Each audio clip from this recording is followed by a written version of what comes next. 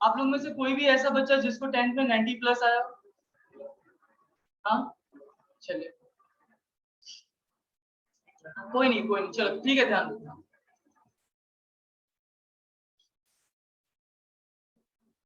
मैं आप लोगों के एक दो चीज से बिल्कुल सेटिस्फाइड हूँ। राइटिंग किसी का भी, मतलब एक रूपाली का मैंने अभी चेक नहीं किया है, बाकी बहुत सारे बच्चों का, दो गर्ल्स का ठीक है, मतलब एवरेज है।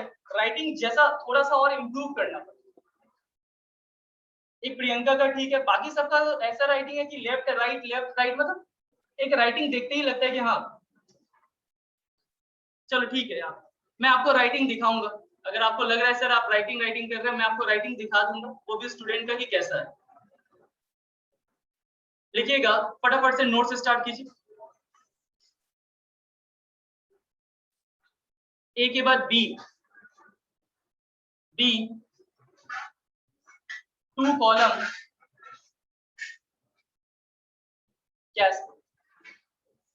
देखो अभी आपके पास 2 साल का टाइम है, 2 साल में काफी इंप्रूव कर सकते। अगर इस 2 साल को भी बर्बाद कर लिया ना, पिछला 10 साल तो गायब ही है, आगे का 2 साल भी गायब होगा तो आगे बहुत दिक्कत हो जाएगा। इस 2 साल को एकदम मेहनत करके अच्छे से पढ़ाई कीजिए।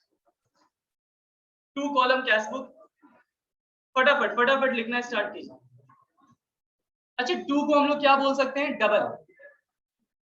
2 column cash book is also known as double column cash book. Heading डाल दीजिए, पहले समझा देता हूं फिर इसका। ओके हेडिंग डाल दीजिए। अच्छा सर आपने ये 2 कॉलम कैश बुक कहा, यहां ध्यान दीजिए। तो सर जब हम लोग कैश बुक बना रहे थे और आप अमाउंट में सिर्फ किसकी बातें कर रहे थे? कैश। कैश आ रहा था प्लस हो रहा था डेबिट, कैश जा रहा था तो क्या हो रहा था? क्रेडिट। प्लस का मतलब रिसीट्स हो रहा है और माइनस का मतलब पेमेंट। और सिर्फ आप किसकी बात कर रहे थे sir? Cash. This cash means cash in hand. Is it clear? ये सिंगल कॉलम था। अच्छा सर अगर अब आप कैश के साथ अगर ऐड कर दोगे, मालूम मैं इस तरह से दिखा देता हूँ सर। अब जो आप अमाउंट का कॉलम बनाओगे, उस अमाउंट के कॉलम में कैश भी दिखा दोगे और बैंक की भी बातें करोगे। बताओ आप पैसा रिसीव कैश से भी कर सकते हो और बैंक से भी कर सकते हो। आप पेमेंट कैश से भी कर सकते हो और बैंक से भी कर सकते हो। सर मतलब अगर अमाउंट में आप 2 कॉलम दिखा रहे हो सर, किसका किसका? कैश का भी और बैंक का भी, तो बच्चा ऐसे कैश बुक को हम क्या बोलते हैं? 2 कॉलम और double column cash. Clear point? A cash book where 2 columns are maintained. A cash book where 2 columns are maintained. और 2 कॉलम किसके लिए? One is for cash and another is for bank. Sir बाकी का सारा rule, सारा concept same लगेगा। अच्छा मुझे बताओ, अगर कभी भी पैसा रिसीव्ड होगा तो किस साइड लिखेंगे? Debit side.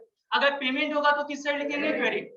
अच्छा सर अगर कैश से रिलेटेड है तो कैश में जाएगा, अगर बैंक से रिलेटेड है तो बैंक। मुझे फटाफट से बताओ, अगर मुझे 10,000 कलेक्ट हुआ है राम से, 10,000 अमाउंट रिसीव फ्रॉम राम, तो सर 10,000 प्लस हो रहा है, डेबिट साइड जाएगा। और अगर रिसीव हुआ है और कुछ नहीं लिखा है तो हम क्या मानते हैं? कैश। तो 10,000 आप किस में लिख दोगे सर? कैश। और यहाँ लिखते थे हम लोग टू राम, है ना, हमेशा हम लोग अपोजिट थे। अच्छा मुझे यही बताओ, अगर 20,000 मुझे सोहन से मिला है लेकिन चेक में मिला है, amount receive from Sohan 20,000 and in cheque, और चेक को हमने बैंक में जमा कर दिया। मुझे फटाफट बताइए हमारा कैश प्लस होगा या बैंक? बैंक प्लस होगा तो किस साइड जाएगा? डेबिट पे जाएगा। सर जाएगा तो डेबिट ही, लेकिन इस बार कैश कॉलम में नहीं जाएगा सर, बैंक। और मैं यहाँ लिखूंगा 2, मान लीजिए जिनसे मिला है। Is it clear? सर अगर कैश में पेमेंट कर रहे हैं, मैंने रेंट दिया 5,000 का कैश में, तो किस में जाएगा सर? Credit side. आप यहाँ लिखोगे बाई रेंट 5,000 किस में जाएगा? कैश। अगर हमने सैलरी पेड किया है चेक से, आप बताओ चेक से पेमेंट करने का मतलब कहां से किए होंगे? बैंक से। सर इसका मतलब आप कहोगे बाई सैलरी, पेमेंट करोगे क्रेडिट साइड और बैंक में चला जाएगा लेट से 10,000। Is it clear? मुझे फटाफट बताओ तो सर अभी हमारे कैश का सिचुएशन क्या है, पोजीशन क्या है? 10,000 कैश आया, 5,000 चला गया, तो बचा कितना सर? कैश का 5,000। मैं अगर आपसे पूछूं कैश इन हैंड का पोजीशन क्या है, कैश इन हैंड का, कंबाइन नहीं, मैं क्या पूछ रहा हूँ? कैश इन हैंड का, तो आप बोलोगे सर 10,000 आया है, 5,000 चला गया, तो रिमेनिंग कैश कितना होगा सर? 5,000। आपको क्लोज करना आता था? सर हम लोग क्लोज का स्टेप क्या था सर? सबसे पहले ग्रेटर साइड ढूंढो, ग्रेटर साइड का सम टोटल लगा लो, फिर smaller side LHS equal to RHS से, मतलब इसमें 10,000 5,000 बड़ा कौन सा साइड है? डेबिट साइड, तो 10 इधर भी लिखेंगे और 10 इधर भी लिखेंगे। अच्छा मुझे बताओ 10 में से 5 चला गया तो बचा कितना sir? 5,000। This is the balancing figure. इसको हम लोग क्या बोलते थे? Balancing figure. सर मैथ्स में इसको रिमाइंडर कहते हैं ना, आप लोग मल्टी डिवाइड करते थे, रिमाइंडर शेष पैसा जो बचा हुआ है सर, रिमाइंडर। और इसी को आप कहते हो क्लोजिंग बैलेंस। और क्लोजिंग बैलेंस को हम अकाउंट में कैसे रिप्रेजेंट करते हैं? By balance CD। मैंने पूरा फोर्स किया था CD समझाने के लिए। सर CD मतलब कैरी, सर मतलब जो हमारा क्लोजिंग है वो कैरी करना है, आगे लेके जाना है, तो हम क्या बोलते हैं? CD। अच्छा मुझे फटाफट से बताओ, अगर ये मान लीजिए 31 जनवरी है तो हम इसको कैरी करेंगे, तो जब हम लोग 1 फरवरी को पहुंचेंगे तो इसको हम लोग क्या नाम देते थे? Brought down. क्या बोलते थे? Brought down. और इसको BD शॉर्ट में बोलते थे, टू बैलेंस पी। मतलब सर जब भी क्लोजिंग होगा तो हम लोग CD बोलेंगे, और जब भी ओपनिंग होगा तो क्या बोलेंगे? BD बोलेंगे। याद है? क्लोजिंग को क्या बोलते हैं? CD। मुझे बताओ आज हमारे पास 5,000 कैश बैलेंस है जो आगे लेके जाना है, तो आज के डेट पे मैं क्या बोलूंगा? कैरी। मैं क्या करूंगा? कैरी करूंगा। अच्छा जब मैं अगले दिन पहुंच जाऊंगा 5,000 तो मैं कैरी बोलूंगा या ब्रॉड? सर ब्रॉड पीछे से लेके आए। क्लियर है पॉइंट? आगे ले जाना है तो कैरी। अच्छा बताओ मुझे इस रूम से सेकंड रूम में सामान ले जाना है, मैं रूम नंबर 1 में हूँ, तो मैं क्या बोलूंगा? रूम नंबर 1 से कैरी करो। और जब मैं रूम नंबर 2 में पहुंच गया, ले गया सामान, तो मैं रूम नंबर 2 में क्या बोल रहा हूँ? Broad from room number 1। Sir ये तो एक सिंपल लॉजिकल है, जहां से ले जाते हैं कैरी करते हैं, और जब पहुंच जाते हैं तो हम बोलते हैं ब्रॉड। क्लियर है पॉइंट? तो ये पूरा आपका। अच्छा बैंक का भी बता दो सर, बैंक में कितना अमाउंट है? 20,000 आया और 10,000 चला गया, तो बैंक का क्लोजिंग बैलेंस कितना होगा? 10,000। The closing balance of bank is 10,000। अच्छा कैसे निकालेंगे? वही सेम सर, आप पहले ग्रेटर साइड ढूंढ लो 20, स्मॉलर साइड भी कितना होगा? 20, और 20 में से 10 चला गया तो क्लोजिंग बैलेंस 10,000। क्लियर? अगर मैं आपसे पूछूं कि बताओ टोटल कैश, टोटल कैश का मतलब cash in hand as well as cash at bank. अगर मैं आपसे total cash and bank balance पूछ रहा हूँ कि आज हमारे पास कितना पैसा है, सबको मिला के कंबाइंड, तो कितना पैसा है? 15,000। सर आज हमारे बिजनेस में टोटल कितना पैसा अवेलेबल है? 15,000। 5,000 इज इन काउंटर बॉक्स, होता है ना कैश बॉक्स, गल्ला, गल्ला में है 5,000 कैश में है, और 10,000 कहाँ पे पड़ा हुआ है? बैंक में। हम 15,000 को कभी भी यूज कर सकते हैं सर, 5,000 हमारे हाथ में है और 10,000 बैंक में। क्लियर है ये पॉइंट? अब इसी चीज को लिख लो। एक सिंपल अंडरस्टैंडिंग तो हो गया सर कि आप 2 कॉलम बनाने वाले हो, कैश का भी और बैंक का।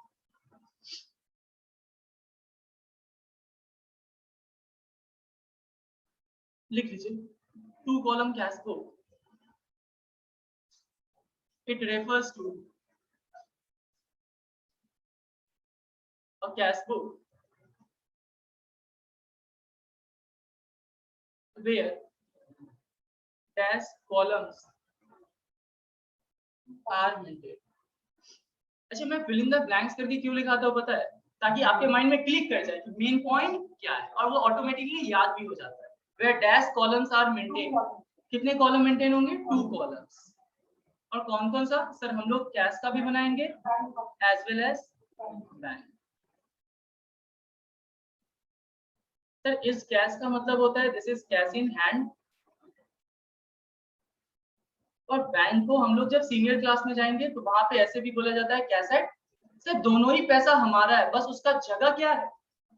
जगह अलग अलग है, एक हमारे पास अवेलेबल, एक हमारे पास है, और एक हमारा ही पैसा कहाँ पे है? बैंक में। अच्छा अगर मैं मान लीजिए किसी फ्रेंड को रखने के लिए दे दिया कि लो तुम भी 10,000 रख लो, तो मैं उसको बोल सकता हूँ सुनो तो cash at friend. Yes Anu? Yes, वो भी हमारा पैसा है। सर मान लीजिए मालिक के घर पे 10,000 बिजनेस का कैश पड़ा हुआ है, मालिक के घर पे बिजनेस का 10,000 कैश पड़ा हुआ है, तो क्या मैं बोलूंगा? Cash at home. Yes Anu? Sir ऐसा वर्ड आएगा कभी तो घबराना नहीं है, बस समझ लेना है कि कैश का प्लेस क्या है, अलग अलग। फॉर्मेट, फॉर्मेट, फॉर्मेट सारा कुछ सेम होगा। कैश बुक और जिस भी बिजनेस का नाम है, मैं यहाँ पे बस लिख दे रहा हूँ 2 column,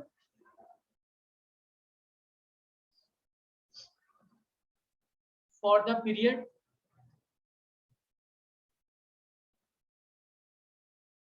from dash to dash. Sir जिस भी पीरियड के लिए आप रिकॉर्डिंग कर रहे हो वैसे ही। अच्छा पहले हम लोग क्या करते थे, हाफ में डिवाइड करते थे, याद है? हाफ में डिवाइड टी सेप, इसको हम लोग टी सेप कहते हैं। सर क्यों हाफ में डिवाइड? एलएचएस साइड को हम लोग कौन सा साइड बोलते थे? Debit side. आरएचएस साइड को कौन सा बोलते थे? Credit side. अब सर आप कैसे बांटोगे? पहले एक डेट का कॉलम होता था, सेम फॉर्मेटिंग सब कुछ सेम रहेगा, डेट पार्टिकुलर्स। सर बीच में आपका, मुझे थोड़ा सा छोटा बना, एक बार आप कॉलम देख लीजिए कितने बन रहे हैं। डेट पार्टिकुलर्स एलएफ और अमाउंट के अंदर दो कॉलम बनाऊंगा मैं, सीधा सीधा लिख दूं क्या? कैश, और एक कॉलम किसका बन जाएगा? Bank. Is it clear? Cash. और वैसे ही सेम बनाएंगे सर, डेट डेट, यहाँ पे मैं दो लाइन लगा देता हूँ ताकि आपको पता चले this is the middle centre position, है ना? Date particulars. सर क्या अभी के टाइम में ये सारा फॉर्मेट बनाना पड़ता होगा, हाथ से बनाना पड़ता होगा? आप बताओ। ये सब कब होता था? जब मैनुअल काम होता था। अब तो सब किस पे होता है?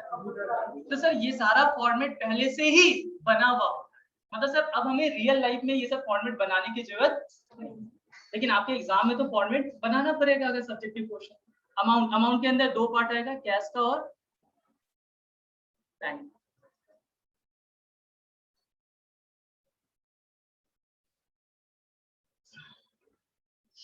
मैं इसमें एक कॉलम नहीं बना रहा हूँ, जो आपके बुक में है वाउचर नंबर। अगर आप बुक में देखोगे, बुक से मिलाओगे तो एक बी नंबर करके आ रहा है, वाउचर नंबर। सर वो वाउचर नंबर का कॉलम, हमारे लिए वाउचर नंबर का कॉलम रिक्वायर्ड नहीं है, ना एलएफ की जरूरत पड़ती है और ना ही वाउचर नंबर। अपना मेन कॉलम कौन कौन सा होता है बताओ तो? डेट, पार्टिकुलर्स और ये अमाउंट का मेन। ये क्लियर है पॉइंट? डेट की जरूरत पड़ती है, डेट ऑफ ट्रांजेक्शन। पार्टिकुलर्स में हम दिखाते हैं क्या हुआ है, और कैश में हम क्या लिखेंगे? अमाउंट लिखेंगे। ये सब नोट नहीं, ये सब बस ऐसे ही फॉर्मेट। एक छोटा सा एक एग्जांपल लिखवा रहा हूँ, लिखिएगा एक एग्जांपल।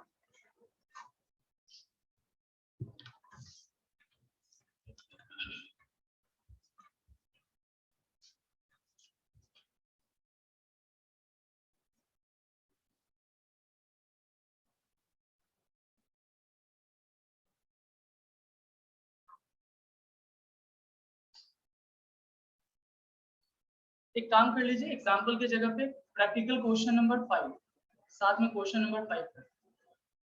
क्वेश्चन नंबर 5, अब एक बार क्वेश्चन मैच कर लीजिएगा, मैं दिखा देता हूँ। ओपन करें क्वेश्चन नंबर 5, लिख लिए थे सभी लोग? क्वेश्चन नंबर 5,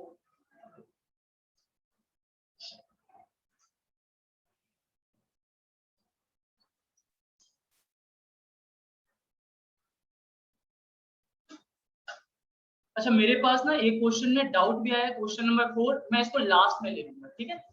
पहले मैं क्वेश्चन नंबर 5 देख लेता हूं। एक बार क्वेश्चन मैच कर लीजिए तो, क्योंकि मेरे पास अब भी ये ओल्ड ही बुक चल रहा है। क्वेश्चन नंबर 5 देख लीजिए जिनके पास न्यू बुक है। क्या क्वेश्चन सेम है?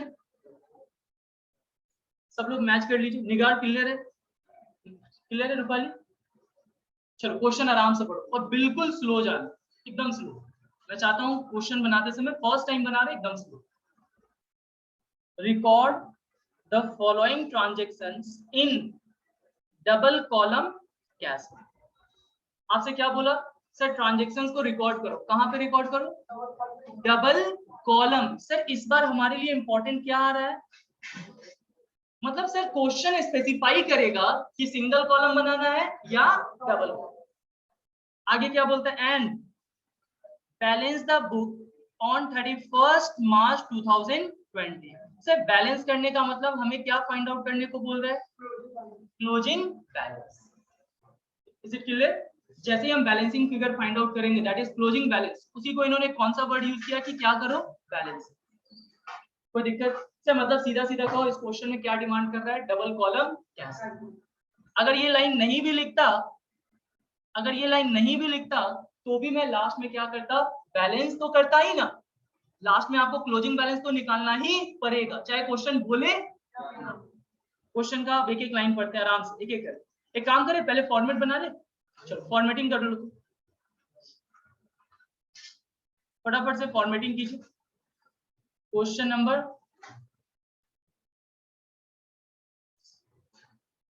नंबर 5 सर कैश बुक बनाना है।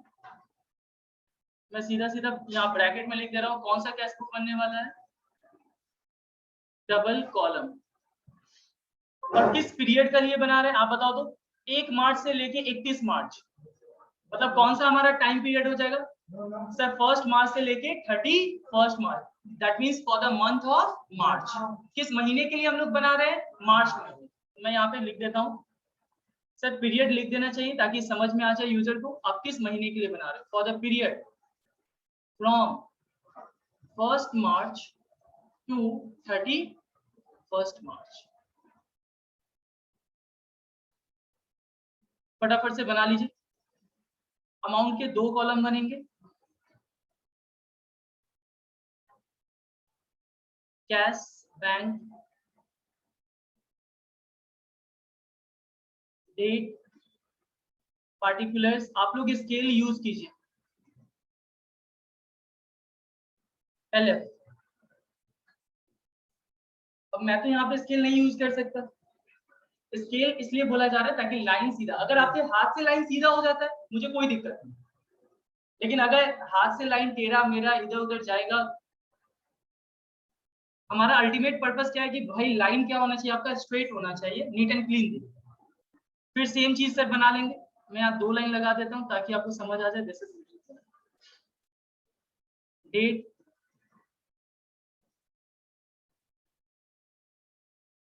पार्टिकुलर्स, LF,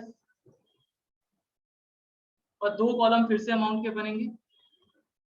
सर अमाउंट में 2 कॉलम किसका किसका बन रहा है, कैश का और देखो आपका टर्म 1 MCQ है, लेकिन टर्म 2 तो क्या है, सब्जेक्टिव है। तो फॉर्मेट तो आना चाहिए ना, क्योंकि जब आप सब्जेक्टिव में जाएंगे तो ये सारा फॉर्मेट बनाना पड़ेगा। एग्जाम में बोल देगा डबल कॉलम, तो पूरा फॉर्मेट बनाना पड़ेगा। करिए स्टार्ट, फॉर्मेटिंग हो गया, रॉल हो गया। चलो देखो देखो क्वेश्चन अब क्या कह रहे हैं। सबसे पहला sir March 1 cash in hand, cash at bank. अच्छा मुझे ये बताइए दिस इज ट्रांजैक्शन और ओपनिंग बैलेंस। सर अगर लिख रहा है कैश इन हैंड और कैश एट बैंक, ये कोई लेन देन नहीं है, ये बता रहा है कि हमारे पास 1 मार्च को ओपनिंग बैलेंस कितना है। This is opening balance. Sir cash in hand का कैश कॉलम में ले जाएंगे और कैश एट बैंक का बैंक कॉलम। चलो पुट करो मेरे साथ। अच्छा मुझे फटाफट बताओ, कैश हमारा एसेट होता है, एसेट का कौन सा बैलेंस होता है, डेबिट। तो आप ओपन भी किस साइड से करोगे, डेबिट साइड। सर जिसका जो बैलेंस होता है उसकी ओपनिंग भी उसी साइड से। सर डेट अब कौन सा करोगे, 1 मार्च। कैसे लिखते थे opening, to balance. Sir cash का बैलेंस अपने सामने बुक रखिएगा, सब लोग बुक देख देख के बनाए, ठीक है।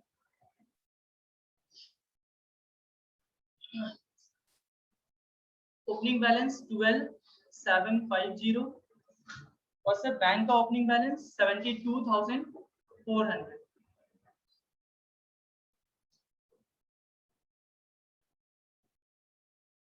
बढ़े आगे। सर हमने सबसे पहले ओपनिंग बैलेंस पुट कर दिया, कैश का कैश के कॉलम में और बैंक का बैंक में। आगे बढ़े, चलिए सर फर्स्ट ट्रांजैक्शन देखो। सबसे पहला ट्रांजैक्शन क्या कह रहा है, मार्च 4 रिसीव्ड फ्रॉम आशा। अच्छा सर एक बात तो तय हो गया कि रिसीव हो रहा है तो डेबिट साइड जाएगा, इतना तो समझ आ रहा है।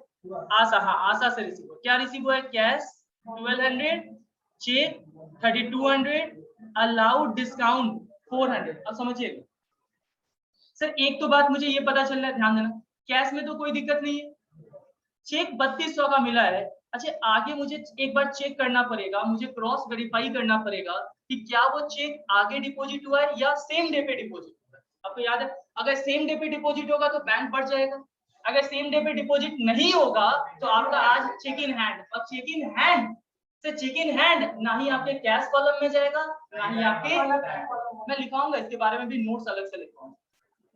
सर तो एक बार चेक देखते हैं। Sir paid by staff, withdraw cash, interest paid, purchase, sir कहीं पे भी नहीं आ रहा है, कहीं पे भी आशा के चेक के बारे में कहीं इंफॉर्मेशन नहीं है, इसका मतलब चेक क्या हुआ है सर, सेम डे डिपॉजिट। और सेम डे डिपॉजिट मतलब वो पैसा कहाँ चला गया होगा, बैंक।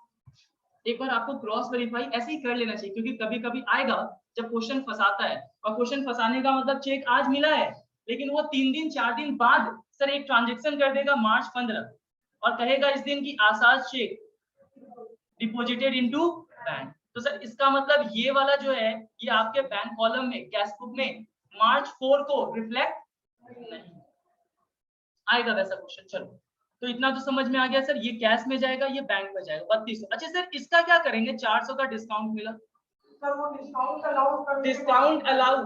डिस्काउंट अलाउड हमारे कैश बुक में रिकॉर्ड नहीं, पहली बात नहीं। और दूसरी बात सर ये 3200 जो हमें मिल रहा है, ये 1200 जो हमें रिसीव्ड हो रहा है, ये डिस्काउंट काटने के बाद है। अच्छा एक बात बताओ, लेट से एक चीज और बताओ, अगर मैंने कहा 3200 1200 4400 है, मैं ये थोड़ी देख के लेटा रहा हूँ, मैंने कहा आशा के पास मेरे पैसे पड़े हुए हैं 4600, मुझे आशा से लेना कितना है 4600, मेरे अकाउंट में आशा स्टैंड कितनी कर रही है 46, मैंने उसको 400 डिस्काउंट दे दिया, और अब आप मुझे बताओ रिसीव्ड अमाउंट कितना होगा। सर यहाँ तो आप कैलकुलेट करोगे 4600 माइनस 400 और अमाउंट रिसीव्ड इज 4200, लेकिन सर इस क्वेश्चन में आपको सीधा सीधा अमाउंट गिवन था, सर आपको सीधा सीधा कौन सा अमाउंट गिवन है, रिसीव्ड का। मुझे बताइए रिसीव कितना हो रहा है और चेक से कितना हो रहा है, सर मतलब डिस्काउंट का हमें कुछ भी करना नहीं, इग्नोर कर देना। फटाफट से रिकॉर्डिंग कीजिए। March 4 मार्च डेबिट साइड जाएगा 2,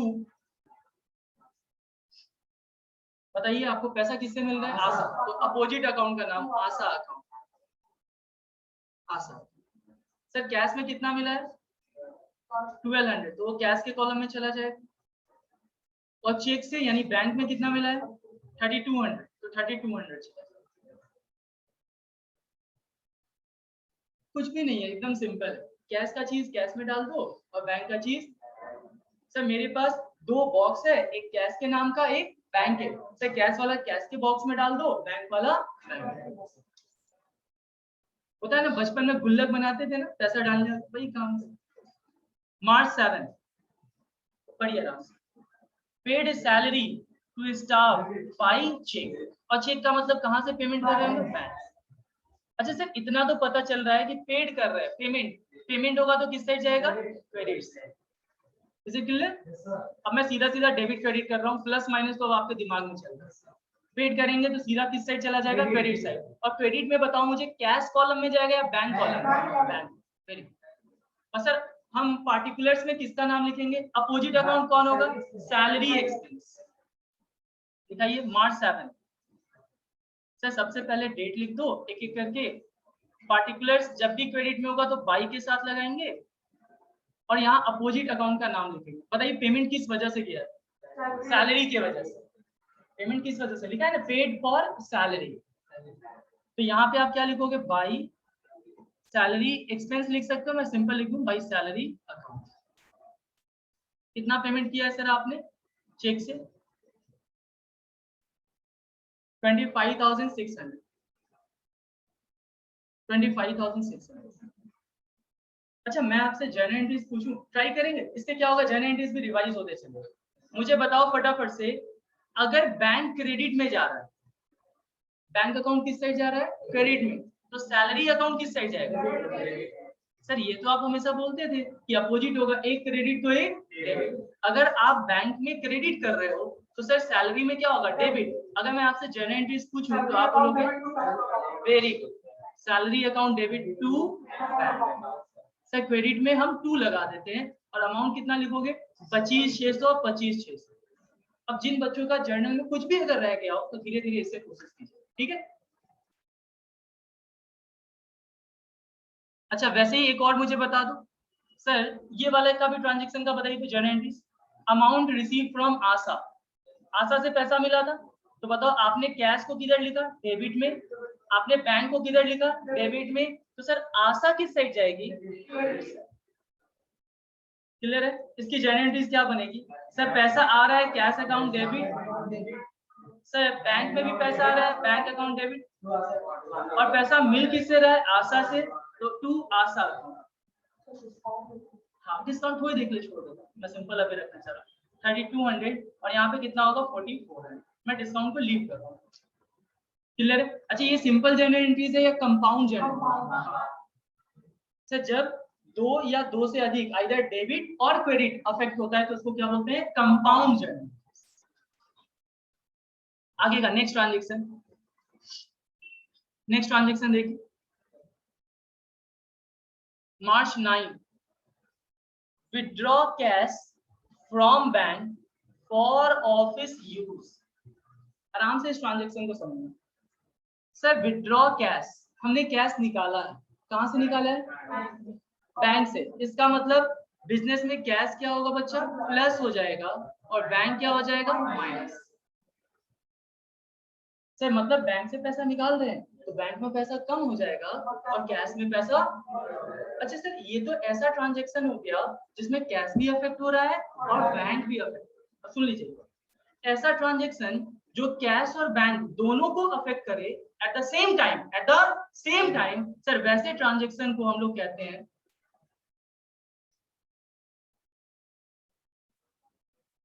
क्या लिखा गया, कॉन्ट्रा ट्रांजैक्शन।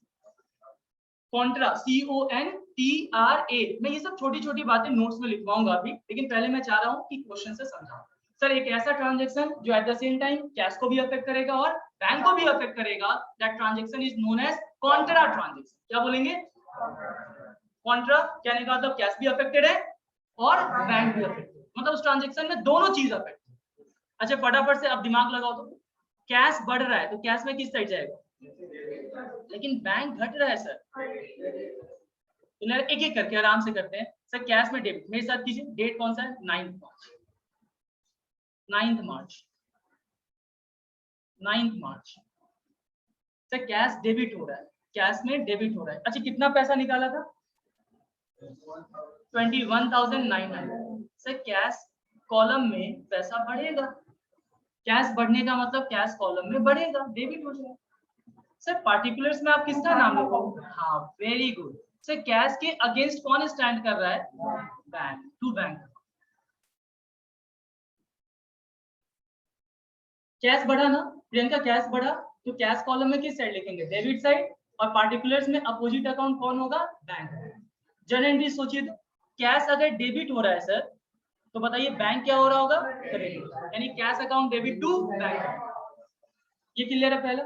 अच्छा sir at the same time हमारा बैंक भी तो घट रहा है, मुझे बताइए, और बैंक सर ये भी कैश बुक में जाता है और ये भी कैश बुक में जाता है, because this is two column cash.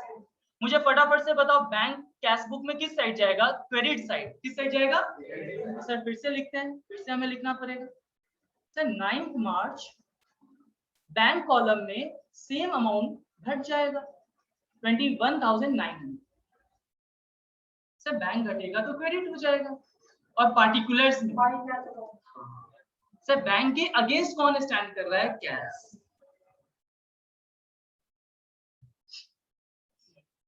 ये समझ आया पहले, सर मतलब आपका एक ही समय कैश भी अफेक्ट हो रहा है और बैंक। सर कैश आपने डेबिट साइड लिखा है तो बैंक आपने क्रेडिट साइड लिखा है, तो जब कैश में डेबिट लिखे तो अपोजिट में कौन स्टैंड किया, बैंक, और बैंक में लिखे तो अपोजिट में कौन स्टैंड किया, कैश।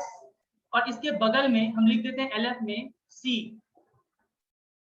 सर सी किसको रिप्रेजेंट कर रहा है, कॉन्ट्रा ट्रांजैक्शन।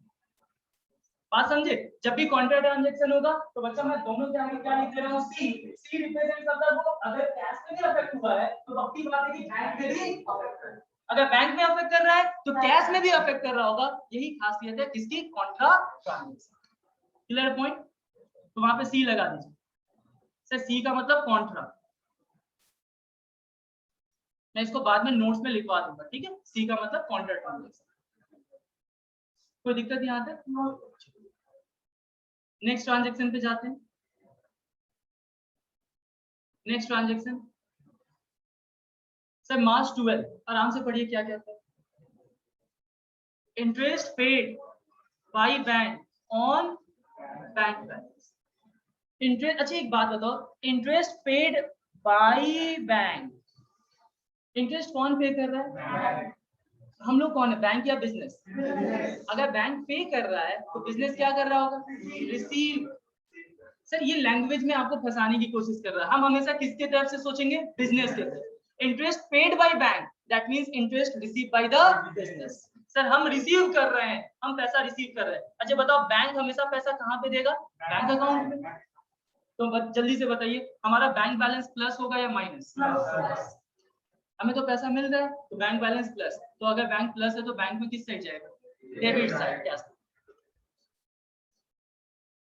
कैश बुक में डेट ऑफ ट्रांजैक्शन सबसे पहला मार्च 12 मार्च। सर बैंक में पैसा मिल रहा है, मैं पहले अमाउंट लिख दूं, कितना इंटरेस्ट मिल रहा है 1200। और पार्टिकुलर्स में क्या लिखेंगे सर, अपोजिट अकाउंट। आप बताइए ये पैसा हमें मिल किस बात कर रहा है, इंटरेस्ट। अच्छा फटाफट बताओ, इंटरेस्ट अगर रिसीव हो रहा है तो हमारे लिए इंटरेस्ट इनकम है या एक्सपेंस है, इनकम। अगर हम इंटरेस्ट पे करेंगे तो इंटरेस्ट एक्सपेंस, और इंटरेस्ट रिसीव करेंगे तो इंटरेस्ट इनकम। यहाँ पे लिख दीजिए टू इंटरेस्ट। इनकम का नाम लिखा जाता है ताकि पता चले कौन सा इनकम, टू इंटरेस्ट अकाउंट।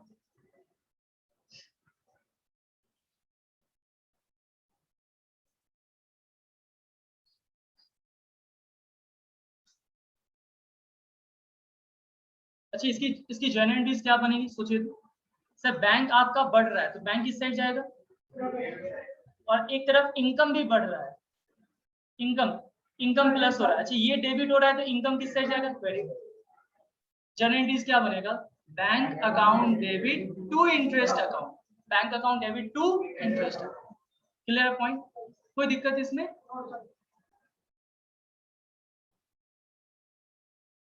अच्छा कितना आसान है, अगर रेंट का इनकम मिलेगा मान लीजिए बैंक में, तो क्या बोलेंगे, bank account debit to rent account. लेकिन अगर हम रेंट का पेमेंट कर रहे हैं, rent account debit to bank account. थोड़ा सा दिमाग पे जोड़ लगाओ सर, आप इनकम को रिसीव करते हो और एक्सपेंस को पेड करते हो।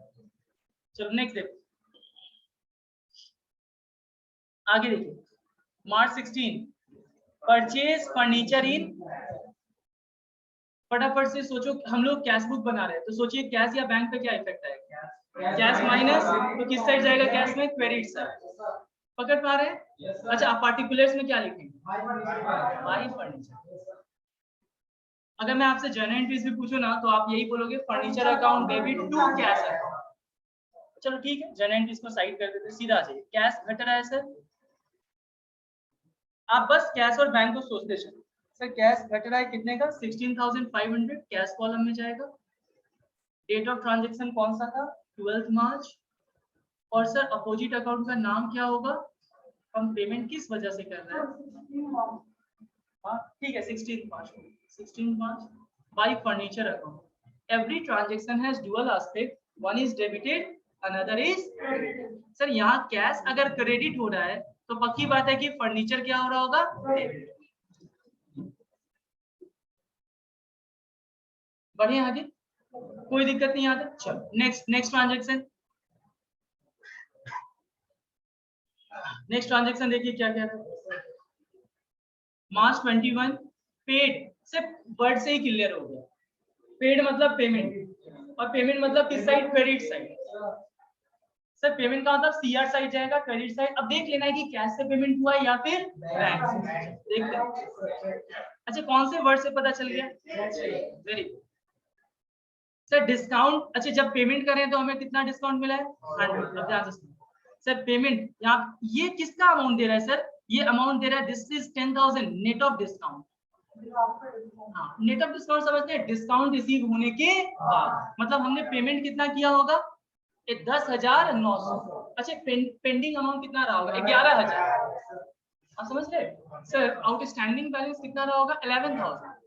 100 का डिस्काउंट मिल गया तो हमने पेमेंट कितना किया होगा, 10,900। Is it clear? ठीक है 10,900। फटाफट से दिखाइए पेमेंट बाई, से डेट ऑफ ट्रांजैक्शन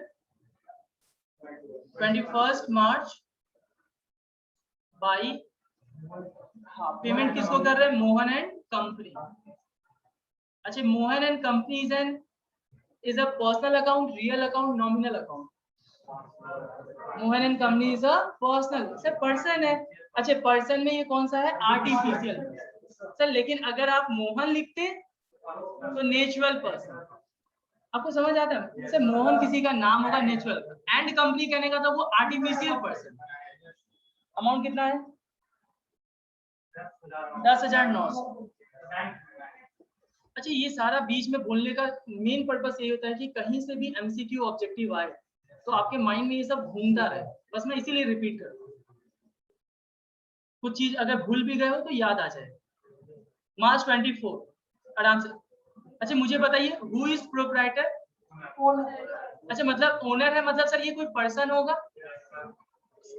ये भी पर्सनल अकाउंट ही का होगा। देखिए क्या कहता है, और ओनर का पैसा किस डब्बा में डालते हैं? अगर वो लाया है तो कैपिटल और निकाला है तो ड्रॉइंग्स, याद है ना? ओनर इन्वेस्ट करता है तो कैपिटल और ओनर विड्रॉ करता है तो ड्रॉइंग्स। आगे देखिए, proprietor withdrew from office cash, office cash से निकाला है, तो मुझे बताओ कैश माइनस या bank minus? Cash minus sir, cash minus. और फॉर हिज पर्सनल पर्पस, किस पर्पस के लिए? पर्सनल पर्पस के लिए। ठीक है सर, ड्राइंग्स होगा, ड्राइंग्स के लिए। तो मुझे फटाफट बताओ कैश अपना कम हो रहा है, ओनर कैश विड्रॉ किया है, मतलब बिजनेस से कैश क्या हो रहा है? कम हो रहा है। हम तो बिजनेस के बारे में सोच रहे हैं, कैश कम हो रहा है तो कैश किस साइड जाएगा? Credit side. किस साइड जाएगा? और हम लोग पार्टिकुलर्स में किसका नाम लिखेंगे? By drawings.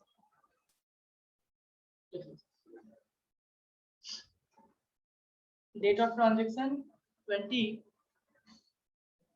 24 March by, sir opposite का नाम क्या होगा? किस अकाउंट में जाएगा? ड्राइंग्स। मालिक पर्सनल पर्पस के लिए निकालता है तो ड्राइंग्स। और कैश, कितना कैश निकाला है सर? 11,600, तो कैश कॉलम में। और ध्यान रखना गलती से कैश का बैंक में मत लिख देना, नहीं तो आपका आंसर मैच। बहुत बार बच्चे क्या करते हैं, जल्दी जल्दी बनाने के चक्कर में कैश का चीज बैंक में लिख देते हैं और आपका आंसर मैच नहीं करता है, और इट मे बी पॉसिबल कि आपके आंसर पे मार्क्स क्या हो जाएगा? कट हो जाएगा। क्लियर है? So careful. नेक्स्ट देखिए। अच्छा एक जनरल एंट्रीज बता दो तो पहले इसका फटाफट से बताओ। अगर कैश क्रेडिट हो रहा है तो ड्राइंग किस में जाएगा? तो सर इसकी journal entries drawings account debit to cash account. आप एक बार पता है लास्ट चैप्टर भी अगर रिवाइज करोगे ना, वहां पे भी ये सारी बातें मैंने लिख पाई। मैं तो अब इस बार उल्टा आपको सिखा रहा हूँ, वहां पहले जनरल एंट्री सिखा रहा था, यहाँ कैश बुक के हेल्प से सिखा रहा हूँ।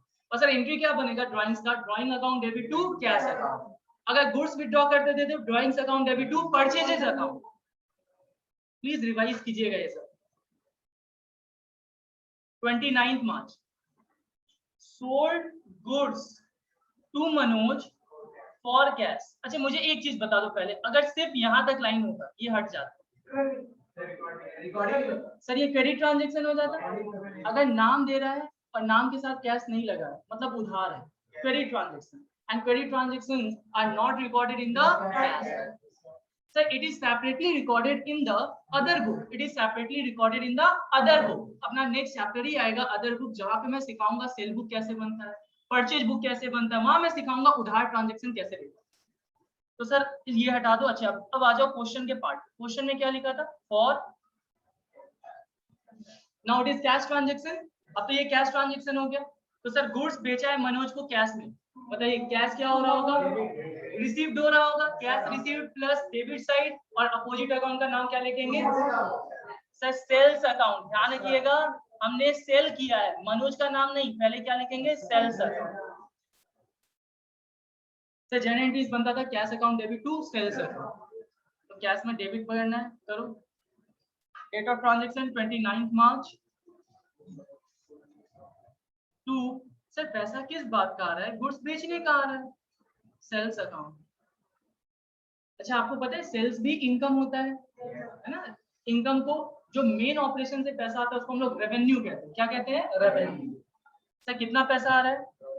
14,800 कैश में आया तो कैश पर। बढ़े आगे। देखो मैं आप लोग को प्रॉपर टाइम देता हूँ नोट करने का, सब कुछ करने का, थोड़ा सा मेंटेन करो कि आपकी स्पीड सब कुछ अच्छा हो। राइटिंग, जब किसी बात की जल्दबाजी नहीं है फिर क्यों गलती करना। 31 March last transaction, deposited office cash into bank. Sir ये मान लीजिए ये ऑफिस में कैश है, ये ऑफिस में कैश भरा हुआ है, आपने इस ऑफिस कैश को निकाल के कहाँ जमा कर दिया, बैंक में जमा कर दिया, तो सर बैंक प्लस हो जाएगा और जो कैश है वो माइनस। सर क्या ये कॉन्ट्रा ट्रांजेक्शन है? यस। मतलब सर एक तो सिंपल एग्जांपल समझ आ रहा है, अगर कैश बैंक में जमा किया है, कैश डिपॉजिटेड इनटू बैंक, वो भी कॉन्ट्रा है, ठीक है। विड्रॉ कैश फ्रॉम बैंक, वो भी कॉन्ट्रा। मतलब जहां पे सिर्फ कैश का भी बॉक्स अफेक्ट हो रहा है, बैंक भी अफेक्ट हो रहा है, हम इसको कौन सा ट्रांजेक्शन, कॉन्ट्रा। मतलब ये आपके कैश बुक में दो दो जगह रिफ्लेक्ट होगा, एक बार कैश में डेबिट जा रहा है तो बैंक में क्रेडिट, या बैंक में अगर डेबिट जा रहा है तो कैश में क्रेडिट। सर मतलब इसके दो इफेक्ट, और दोनों इफेक्ट आपके कैश बुक में जाएगा, एक डेबिट तो दूसरा क्रेडिट।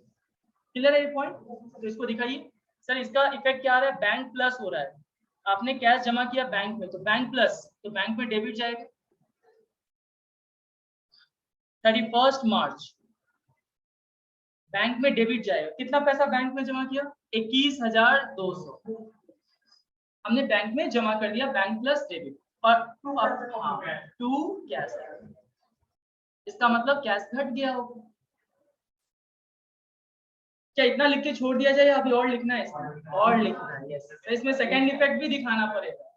सर आपका कैश कम हो रहा होगा, कैश कितना कम हो रहा है, 21,200, कैश में क्रेडिट जाएगा बाई, बताइए कैश के अगेंस्ट आप किसको लिखोगे, वेरी गुड, 31 मार्च, और मैं यहाँ पे भी लगा देता हूँ। मतलब इस क्वेश्चन में दो ऐसे ट्रांजैक्शन है जो कॉन्ट्रा नेचर के हैं, जो आपके कैश कॉलम में भी जा रहे हैं और बैंक कॉलम में भी जा रहे हैं।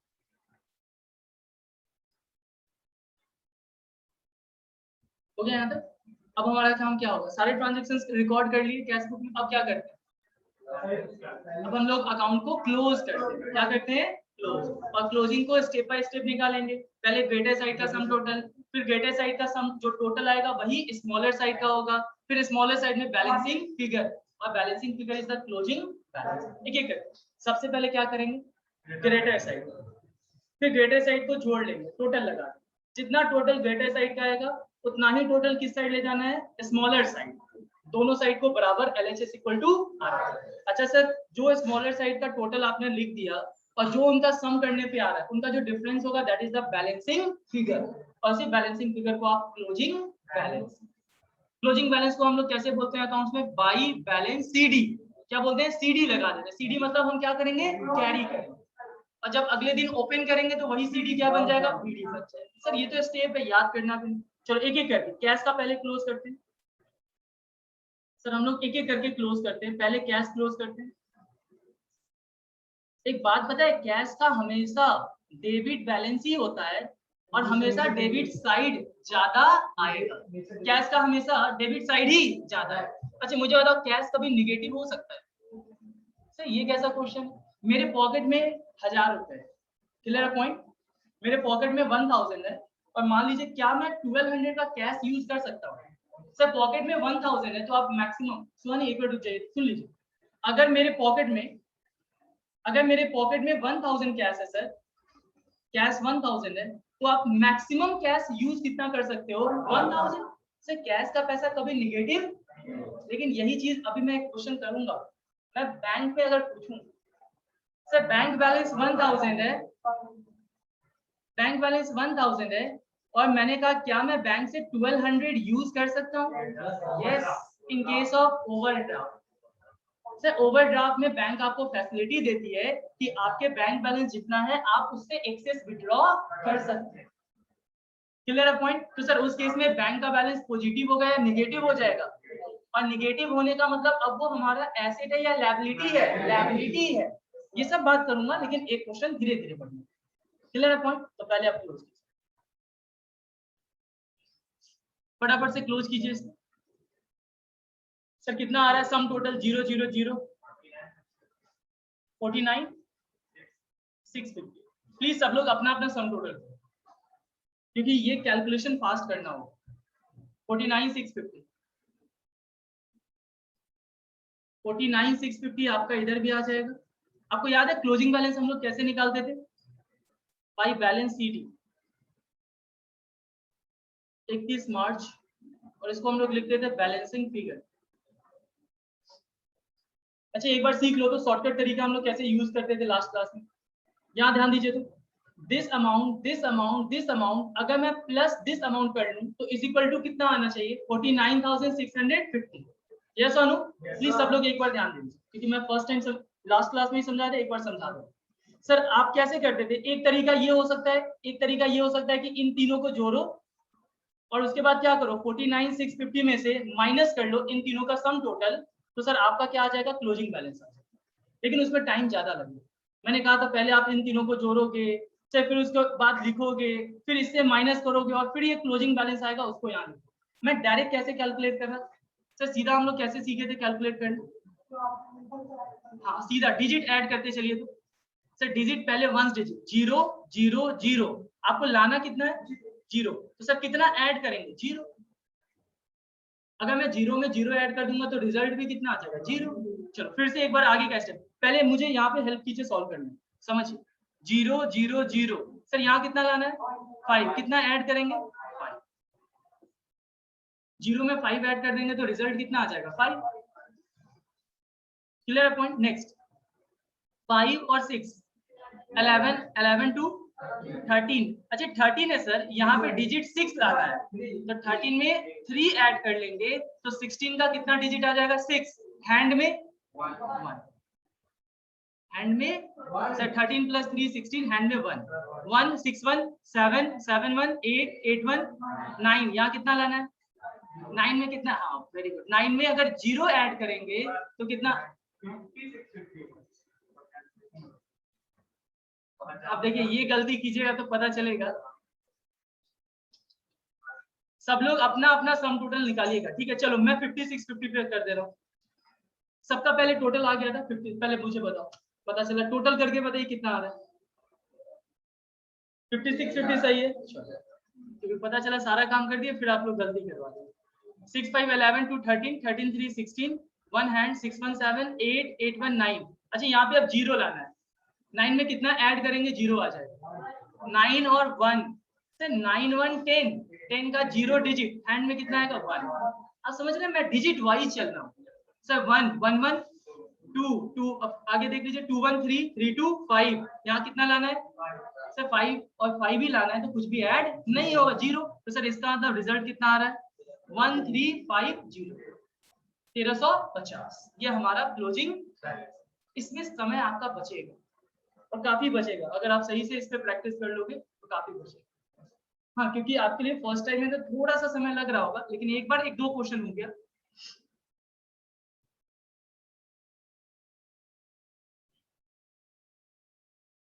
बैंक का वैसे ही कीजिए फटाफट, आप बैंक का क्लोज कर लो, खुद से क्लोज करो। एक बार देख लो कौन सा साइड ज्यादा आ रहा है, मुझे डेबिट साइड बैंक का ज्यादा लग रहा है सर। बैंक के डेबिट में 72,000 है, 20,000 90,000 तो इधर ही हो गया, इधर छोटा है।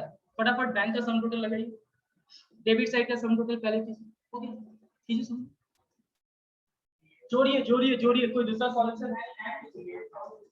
और कोई भी पर्सन घर पे भी कोई मोबाइल कैलकुलेटर यूज नहीं करे क्योंकि एग्जाम में अलाउड नहीं है, वो आपकी आदत को खराब कर देगा। 98,000 करो क्लोजिंग, सब लोग अपना अपना निकाल लो, मैं निकाल लूँ, निकाल क्लोजिंग निकाल लीजिए, निकाल लिया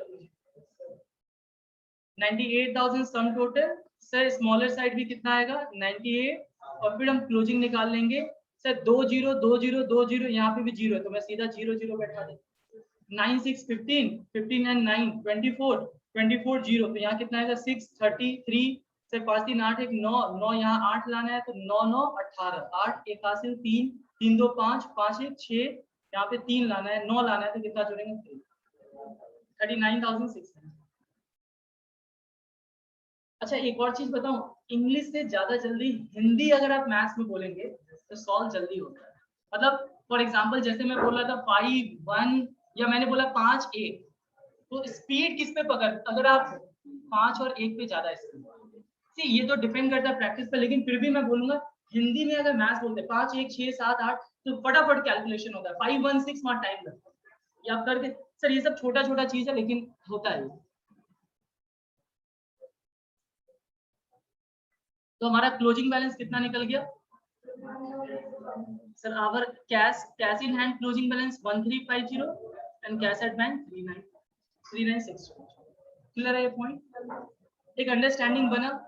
अब मैं आपको एक क्वेश्चन दूं। चलो क्वेश्चन नंबर 6 नहीं, क्वेश्चन नंबर 6 तो बैंक ओवरड्राफ्ट का है,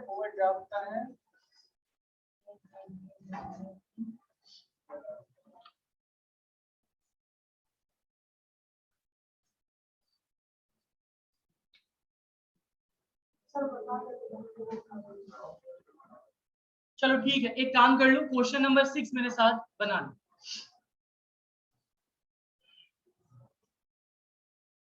क्वेश्चन नंबर 6 पढ़िए तो फटाफट से, इसके बाद मैं नोटिंग करवा दूंगा, मेरे साथ ही बना लीजिए। क्वेश्चन पढ़िएगा, देखिए सेम क्वेश्चन है क्या, गुप्ता स्टोर।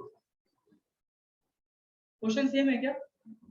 नहीं सेम है, नहीं आप लोग का तो ये होगा। कौन सा 6 है? नए बुक में एक बार चेक करके बता दीजिए कौन सा होगा, आगे होगा 6 या 7 होगा। 7 प्लीज। मैं आस ही पास होगा एक दो क्वेश्चन, न्यू बुक है ना आप लोग के पास। कौन सा क्वेश्चन है? 7, क्वेश्चन नंबर 7 मिल गया। 7 डबल 7 मिला। देखो एक बार क्वेश्चन पढ़ के, inter the following transactions in the double column cash book of Mrs Gupta store. नहीं है, अच्छा उसमें भी डिफरेंस है, एक बार लाइए।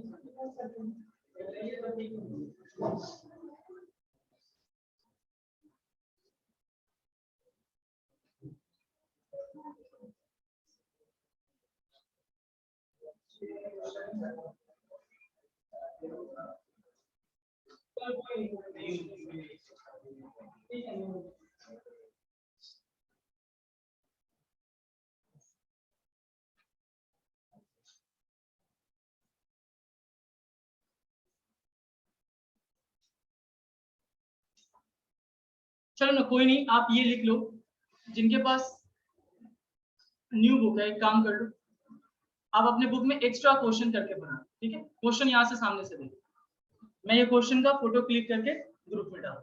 चलो फटाफट से क्वेश्चन देखो तो।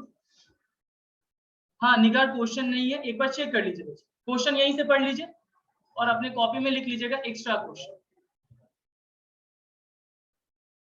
फटाफट से देखिए तो क्वेश्चन क्या है, enter the following transactions in the, फटाफट से बताओ किसमें, डबल कॉलम। आइडिया क्लिक कर, डबल कॉलम मतलब कैश कॉलम है as well as bank of Messrs Gupta store. Sir हम लोग कौन बन जाएंगे? गुप्ता स्टोर, ये शॉप का नाम है हमारा। आगे क्या कर रहा है? अच्छा फटाफट से फॉर्मेटिंग पहले ड्रॉ कर लीजिए, फॉर्मेटिंग तो सेम बनेगा, बनाइए। मैं यहाँ लिख देता हूँ extra question, extra question old book question number 6। चलो फटाफट से फॉर्मेटिंग कर लीजिए, cash book of Messrs Gupta stores for the period from dash to dash. देख लेंगे कौन सा पॉइंट, लाइन खींच लीजिए जो जो लाइन था। डबल कॉलम में क्या क्या बनाते हैं, कैश और बैंक।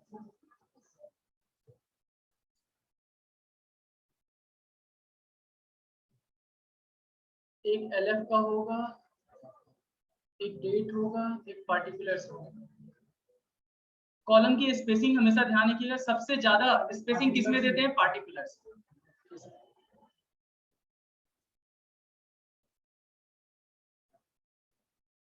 डेट पार्टिकुलर्स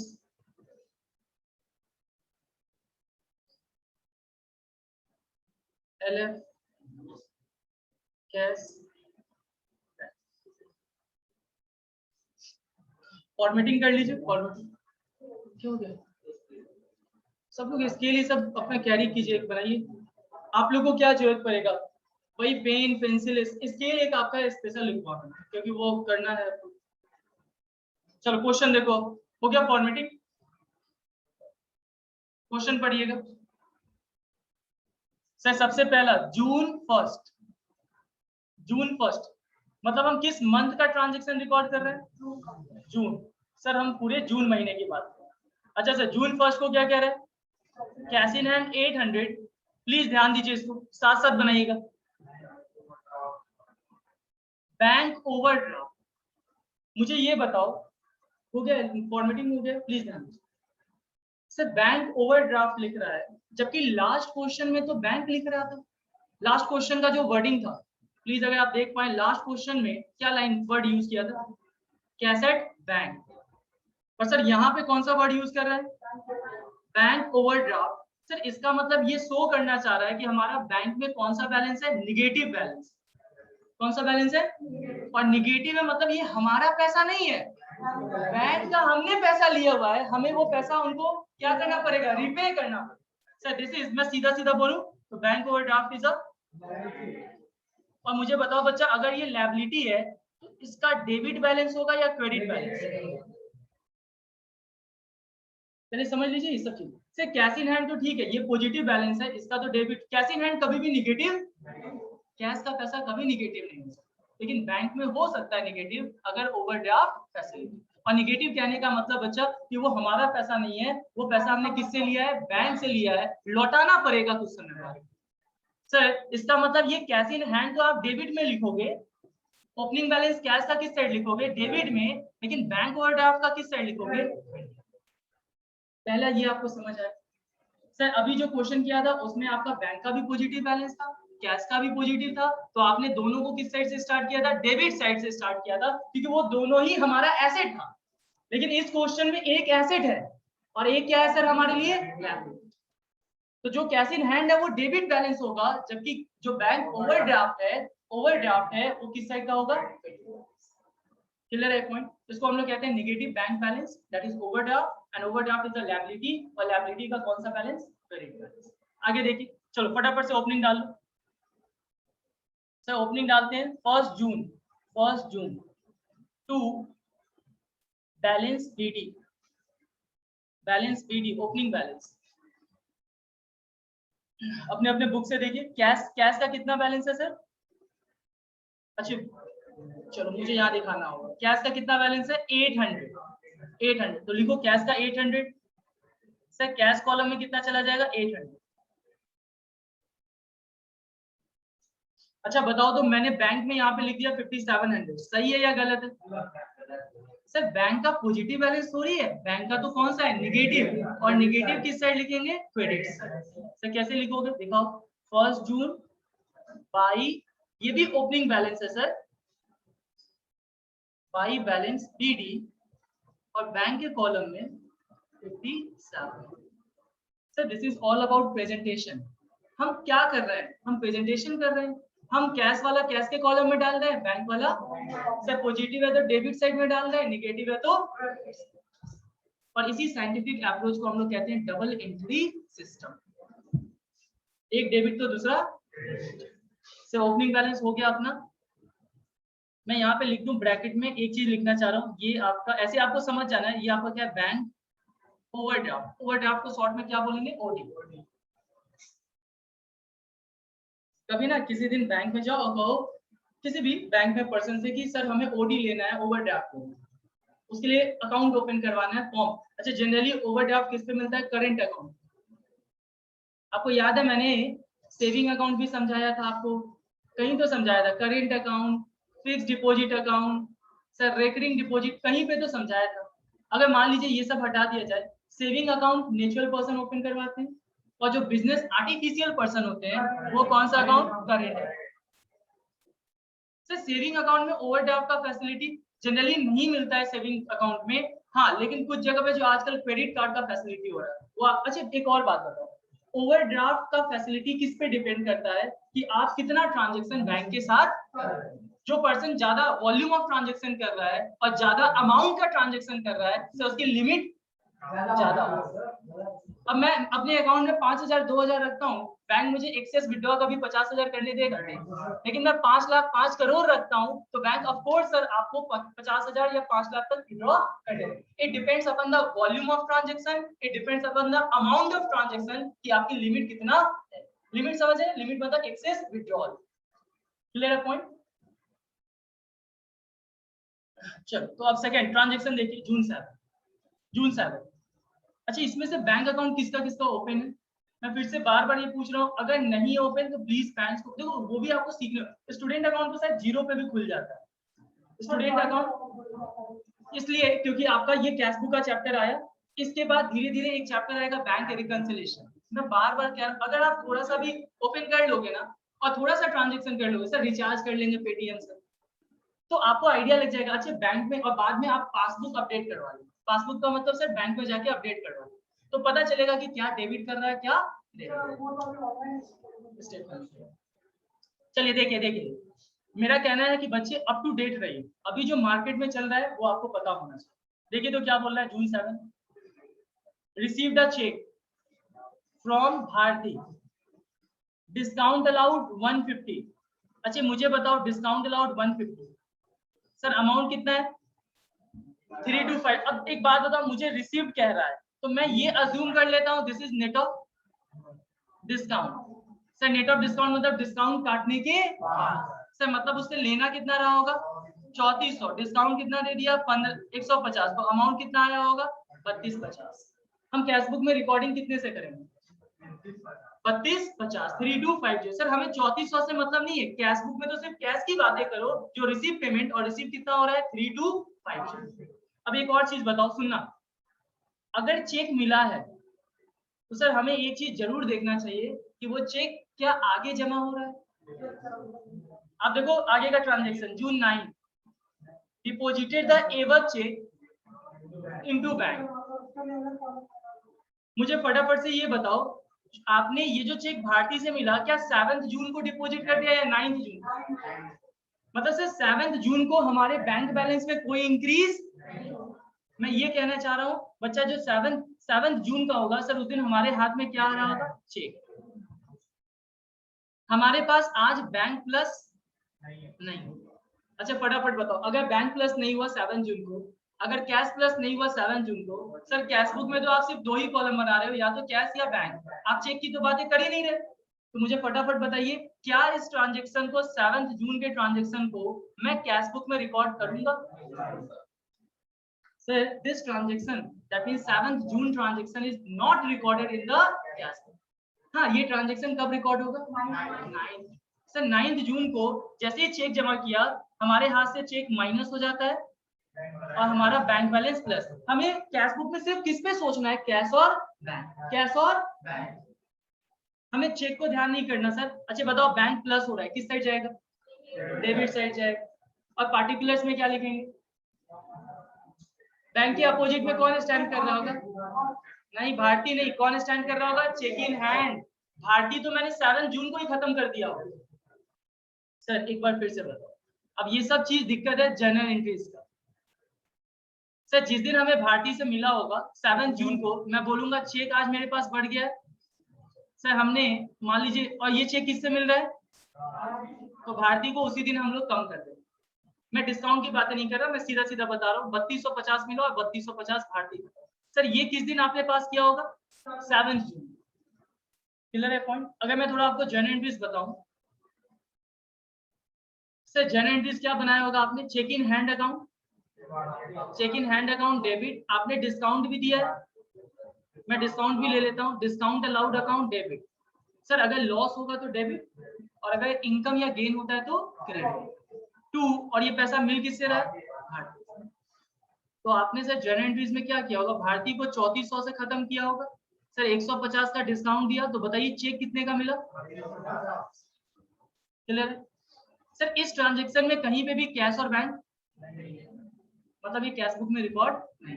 अच्छा सर 9 जून को क्या एंट्री पास किया होगा, देखो जनरल एंट्रीज जिसको आ जाएगा उसको कैश बुक भी आ जाएगा।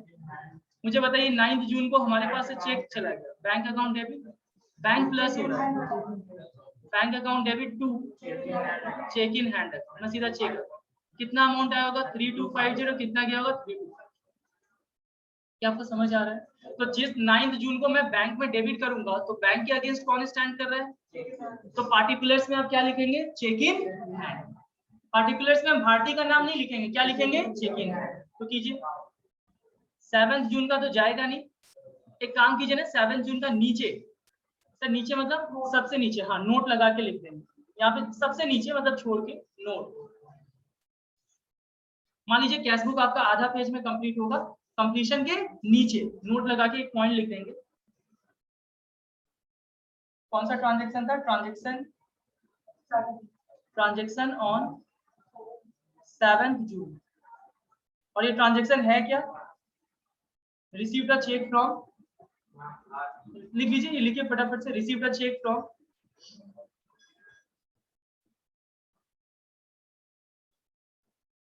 From Bharti, receive a check from Bharti,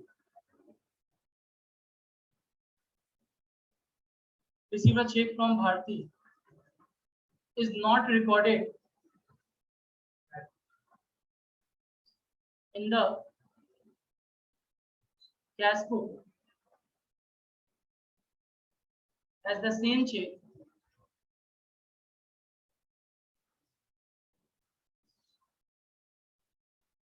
will be deposited in bank on 9। मैं यहाँ पे पूरा लिख देता हूँ, यहाँ पे लिख लीजिए जर्नल एंट्रीज 7 जून। ये मैं आपको समझाने के लिए लिख दे रहा हूँ, लिख लीजिए। सर हम एग्जाम में बस ये नोट लिख देंगे कि भाई चेक जो मिला है is not recorded. Not recorded क्यों नहीं रिकॉर्ड होगा? कारण क्या है? क्योंकि सर ये चेक 7 जून को जमा नहीं हुआ। कब जमा हुआ है? 9। बैंक कब अफेक्ट होगा? 9 जून। सर तो 7 जून को हमने एंट्री क्या पास किया होगा? Cheque in hand account debit. ठीक है, मैं डिस्काउंट भी लिख ही दे रहा हूँ, discount allowed. Sir discount allowed हमारे लिए क्या है? नुकसान है, खर्च है। तो जो भी खर्च का अकाउंट होता है डेबिट होता है। 2 किससे पैसा मिला सर? भारती से। भारती क्रेडिट हुई, भारती से 3400 लेना था, डिस्काउंट 150 था, तो नेट हमारे पास आया 3250। Being check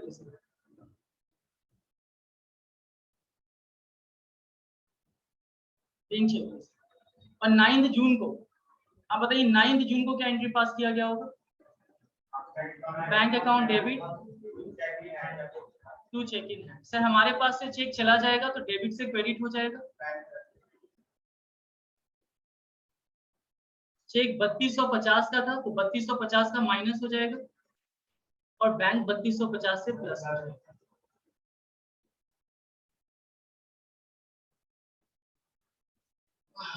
being check deposited into bank. मैंने पूरी बातें आपको लिखवा दी।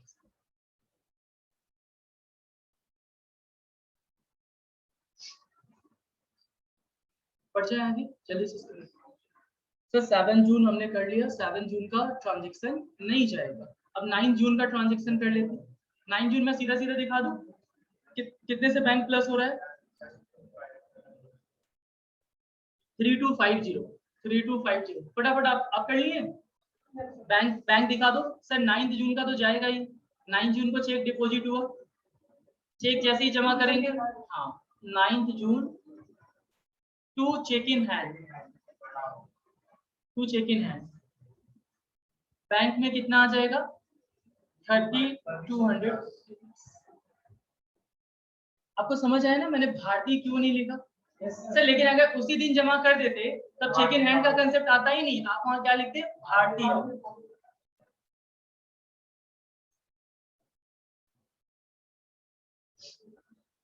बढ़िए आगे नेक्स्ट ट्रांजैक्शन। चलिए नेक्स्ट पे देखिए, आराम से पढ़िए क्या लिखा है। Sir next transaction June 15 cheque receive from Panna Lal. Cheque receive from Panna Lal. अच्छा सर फिर चेक मिल रहा है, फिर हमें देखना पड़ेगा कि आगे तो कहीं चेक जमा नहीं हुआ। अगर आगे चेक जमा होगा तो फिर इस ट्रांजैक्शन को हम कैश बुक में रिकॉर्ड। सर लेकिन अगर कुछ ना लिखा हो तो फिर हम मान लेते हैं कि ये चेक सेम डे पे डिपॉजिट हो गया। सर एक बार पहले चेक कर लें, वेरीफाई। सर मुझे 28 को फिर पन्ना लाल दिख रहा है, एक बार हम क्रॉस वेरीफाई कर लेंगे क्या इंटर रिलेटेड है या नहीं। Panna Lal cheque was endorsed to Kamal। Sir ये क्या लिखे? इंडोर्स का मतलब लिख लीजिए आप। अच्छा आपके पास नहीं है, कहीं पे भी लिख लीजिए कॉपी में। इंडोर्स्ड का मतलब क्या होता है? ट्रांसफर्ड। लिख लीजिए endorsed is equal to transferred. बाद में भी ये किसी किसी चैप्टर में आएगा। तो इंडोर्स्ड का मतलब क्या होता है? ट्रांसफर्ड। अच्छा सर चेक आया और चेक हमने किसी पर्सन को दे दिया, बैंक में तो चेक गया ही। मुझे फटाफट बताइए, चेक हमारे पास पन्नालाल से आया, उस चेक को हमने बैंक में जमा, और कुछ दिन बाद हमने वो चेक किसको? कमल को ट्रांसफर कर दिया, चेक कमल को दे दिया। सर हमारे बैंक पे कोई effect? Is it clear? Cheque plus हुआ, चेक माइनस हुआ, लेकिन वो चेक बैंक में डिपॉजिट। अगर बैंक में डिपॉजिट ही नहीं हुआ तो बैंक बैलेंस पे अफेक्ट भी, और बैंक बैलेंस पे अगर अफेक्ट आया ही नहीं तो आपके कैश बुक में रिकॉर्ड भी। सर मतलब ये भी ट्रांजैक्शन नहीं जाएगा और ये भी ट्रांजैक्शन नहीं जाएगा। क्या आपको पॉइंट समझ आया? लेकिन अगर यही लिखता सर वाज इंडोर्स्ड, ये हटा देता और लिखता was deposited in bank. Sir किस दिन का रिकॉर्ड होता? जून 28। आराम सर पन्नालाल से चेक मिला, ये नहीं जमा होगा। सर 28 जून को अगर कहता है चेक जमा हो गया तो 28 जून को कैश बुक में रिकॉर्ड। सर लेकिन यहाँ क्वेश्चन डिपॉजिट नहीं, यहाँ क्वेश्चन कह रहा था कमल को ट्रांसफर कर। तो चेक आया, चेक चला गया, बैंक में रूट हुआ ही नहीं, और जब बैंक में रूट हुआ ही नहीं तो बैंक बैलेंस आपका कोई अफेक्ट। इट मींस सर हम कैश बुक में रिकॉर्ड। तो ये भी मैं लिखवा दे रहा हूँ, लिख लीजिए जून 15 और जून 28। नोट में लिखिए सेकंड नंबर। सर क्या एग्जाम में भी छोटा छोटा नोट लिख देना चाहिए? हाँ देखो आप अपने आंसर जब भी लिखो तो 100% एग्जामिनर को सेटिस्फाई करते हो कि भाई हम छोड़ रहे हैं जानबूझ के नहीं, हम इंटेंशनली। सर इंटेंशनली मतलब सर डेलिबरेटली छोड़ के आ रहे हैं। सर हमें पता है कि किस कारण से छोड़ रहे हैं, और उसका नोट लिखिए सेकंड पॉइंट। सर सेकंड क्या लिखेंगे? ट्रांजैक्शन ऑन, कौन कौन सा डेट का ट्रांजैक्शन है, या ट्रांजैक्शन डेटेड कर लीजिए। Transaction on, transaction dated 15 June and 28 जून। अभी आप अपने भी लैंग्वेज में लिख सकते हैं, मैं सीधा लिख देता हूं, this transaction are not recorded in the cash book.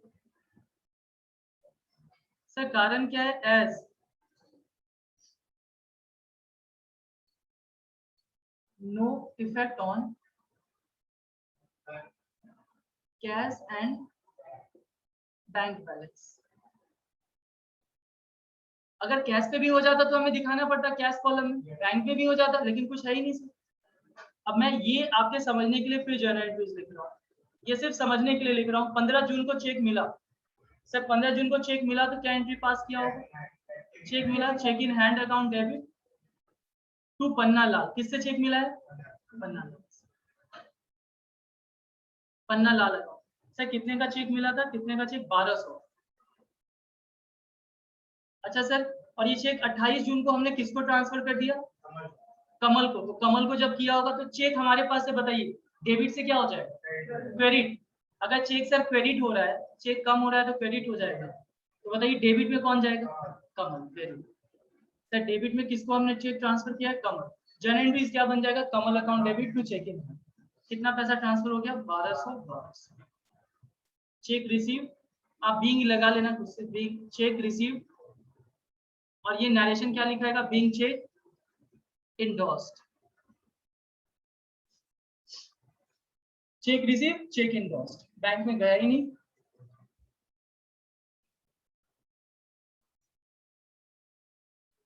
क्या वो लिखते लिखते हाथ दर्द कर गया क्या? एग्जाम भी 3 घंटा का देना है तो मार्क्स भी पूरा नहीं आया। नहीं चलिए, मैं तो ये कोशिश कर रहा हूँ कि मेरे बच्चे हमेशा, देख लीजिए अगर आप पढ़ाई करना चाह रहे हो और सच में ईमानदारी, तो हमेशा कोशिश कीजिए 100 आउट ऑफ 100। बस सीधा बात। मैं आपको एक स्टूडेंट से मिलवाऊंगा, हो सके तो पीयूष दागा, इसको आया था 98.5%। इवन इसने क्लास 12 में मैथ्स भी लिया, और मैथ्स में भी इसके 99 है, अकाउंट्स में भी 99। मैं ये नहीं कह रहा कि सब बच्चों को आ जाएगा, सारे उनका बेस बहुत मजबूत है, मैं एक्सपेक्ट। लेकिन अगर मान लो 98 पॉइंट, अभी उसका सीए फाउंडेशन भी क्लियर है, अभी मैं सिर्फ इतना कह रहा हूँ, ऐसा मार्क्स कैसे आ सकता, आपके मेहनत पे आएगा। सर इसका कोई शॉर्टकट तरीका नहीं। और इनका पिछले 7 साल 8 साल का बेस बहुत, और ये खुद बताता है कि सर मेरा क्लास 3 में 64 मार्क्स आता है, 64% आता है। क्लास 3-4 तक सिर्फ 60% आता था, एवरेज था, कुछ भी नहीं था। लेकिन हाँ, उसके बाद हॉस्टल में एडमिशन हुआ और 6 साल उसने बहुत मेहनत की। 10th में 92% था, 12th में 98 पॉइंट समथिंग। मैं ये नहीं कह रहा कि मार्क्स देखो ये देखो, लेकिन लाने का कोशिश तो कर सकते हैं। अच्छा नंबर लाने में क्या बुरा है, आप पढ़ाई कर ही रहे हो तो अच्छा नंबर ले आओ।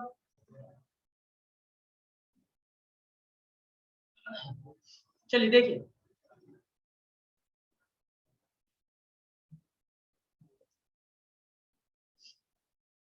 इसके बाद देखिए तो फटाफट से कौन, नेक्स्ट ट्रांजेक्शन देखिए तो जून 20 भारतीय चेक रिटर्न, इसमें पूरा कहानी आपको, भारतीय चेक रिटर्न डिसऑनर। अच्छा, डिसऑनर वर्ड कभी मैंने बोला सर? डिसऑनर का मतलब बैंक ने आपके चेक को एक्सेप्ट सर वापस कर दिया। अच्छा एक बात बताओ सर, जून 9 को आपने चेक जमा किया था तो आपने बैंक को प्लस कर दिया होगा, आपको लगा होगा कि बैंक बढ़ गया है। सर हमने अपने बुक्स में क्या किया, बैंक को प्लस कर दिया। बैंक नॉर्मली आपको पता है 1 दिन 2 दिन का टाइम लेता है चेक क्लियरेंस का। सर बैंक ने कब कब 20 जून को सर वो जो चेक था उसको डिसऑनर कर दिया। अब जैसे ही डिसऑनर किया होगा, आप मुझे बताओ हमारा बैंक बैलेंस अब प्लस होगा या माइनस? जब चेक जमा किया होगा तो हमने अपने कैश बुक में बैंक को प्लस कर दिया, लेकिन सर बैंक ने डिसऑनर कर दिया, जैसे ही डिसऑनर होगा हमारा बैंक बैलेंस क्या होगा, माइनस। अच्छा अगर माइनस होगा तो आप बताओ किस साइड लिखेंगे, क्रेडिट साइड। सर इसका मतलब आपने पहले 3250 प्लस किया था, अब 3250 माइनस किया, प्लस माइनस खत्म, हमारा बैलेंस फिर से जीरो पे आ जाए। क्या ये समझ आ रहा है? तो लिखिए फटाफट से, जून 20 माइनस होगा तो credit side, 20 June by bank credit side आएगा, माइनस कितने का था भारतीय का चेक, 3250। अच्छा आप बताओ पार्टिकुलर्स में किसका नाम है?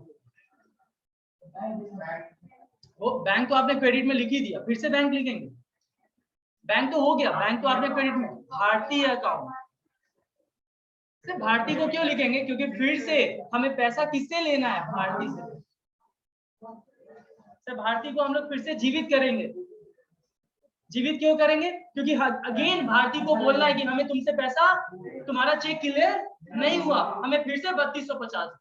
मैं एक चीज और बताना चाहता हूँ, ऐसे तो 3250 लिख दिया, मुझे ये बताओ भारतीय से टोटल कलेक्शन क्या 3250 लेंगे या 3400 लेंगे?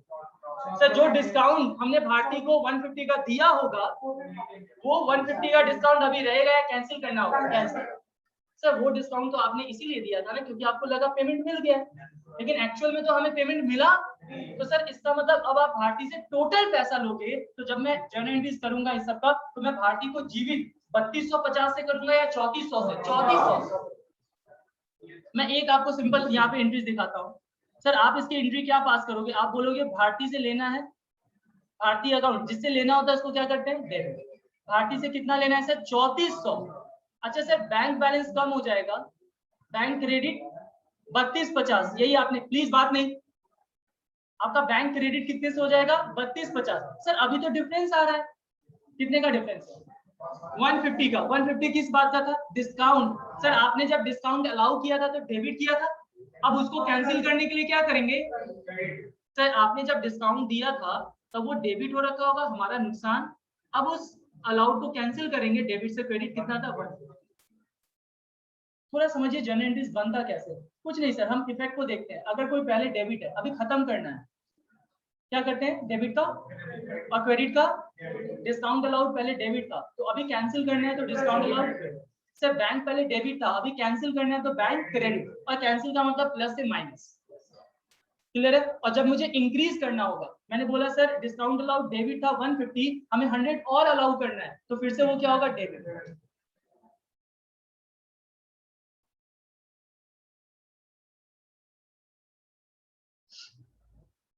चलिए आगे देखिए तो नेक्स्ट ट्रांजेक्शन। सर ये हो गया, ये हो गया, ये लास्ट वाला पढ़े जून 30, ये आप कर सकते हैं। Income tax paid by, sir payment करते समय हम चेक नहीं करते, क्रॉस वेरीफाई नहीं करते, पेमेंट करते समय हम सीधा चेक से पेमेंट, मतलब कहां से क्या होगा, बैंक से। तो बताइए बैंक में किस साइड जाएगा? पेड कर रहा है, किस साइड जाएगा? क्रेडिट। और एक चीज और सीख लीजिए, इनकम टैक्स पेमेंट हो रहा है। सुनिए, ध्यान दीजिए। तो यहाँ पे एक पॉइंट आपको समझा रहा हूं। अगर हमारा business sole proprietor, sole proprietor क्या होता है? वैसा बिजनेस जिसका सिंगल ओनर, एक मालिक वाले बिजनेस को क्या बोलते हैं? सोल प्रोप्राइटर के केस में एक रूल है इंडिया का इनकम टैक्स का, और वो रूल कहता है कि जब भी कोई बिजनेस सिंगल ओनर के साथ चलेगा तो हम बिजनेस पे टैक्स नहीं लगाएंगे, हम टैक्स ओनर पे लगाएंगे। मैं थोड़ा सा समझाना चाह रहा हूँ क्योंकि आपको मुझे लॉजिक बताना है कि यहाँ इनकम टैक्स नहीं लिखा है, यहाँ ड्रॉइंग्स लिखा है। सर मतलब ये इनकम टैक्स, जब भी इनकम टैक्स पेमेंट होगा सोल प्रोप्राइटर का बिजनेस में, तो बिजनेस का टैक्स नहीं है, ये टैक्स मालिक का है। ये टैक्स किसका है बच्चा? मालिक।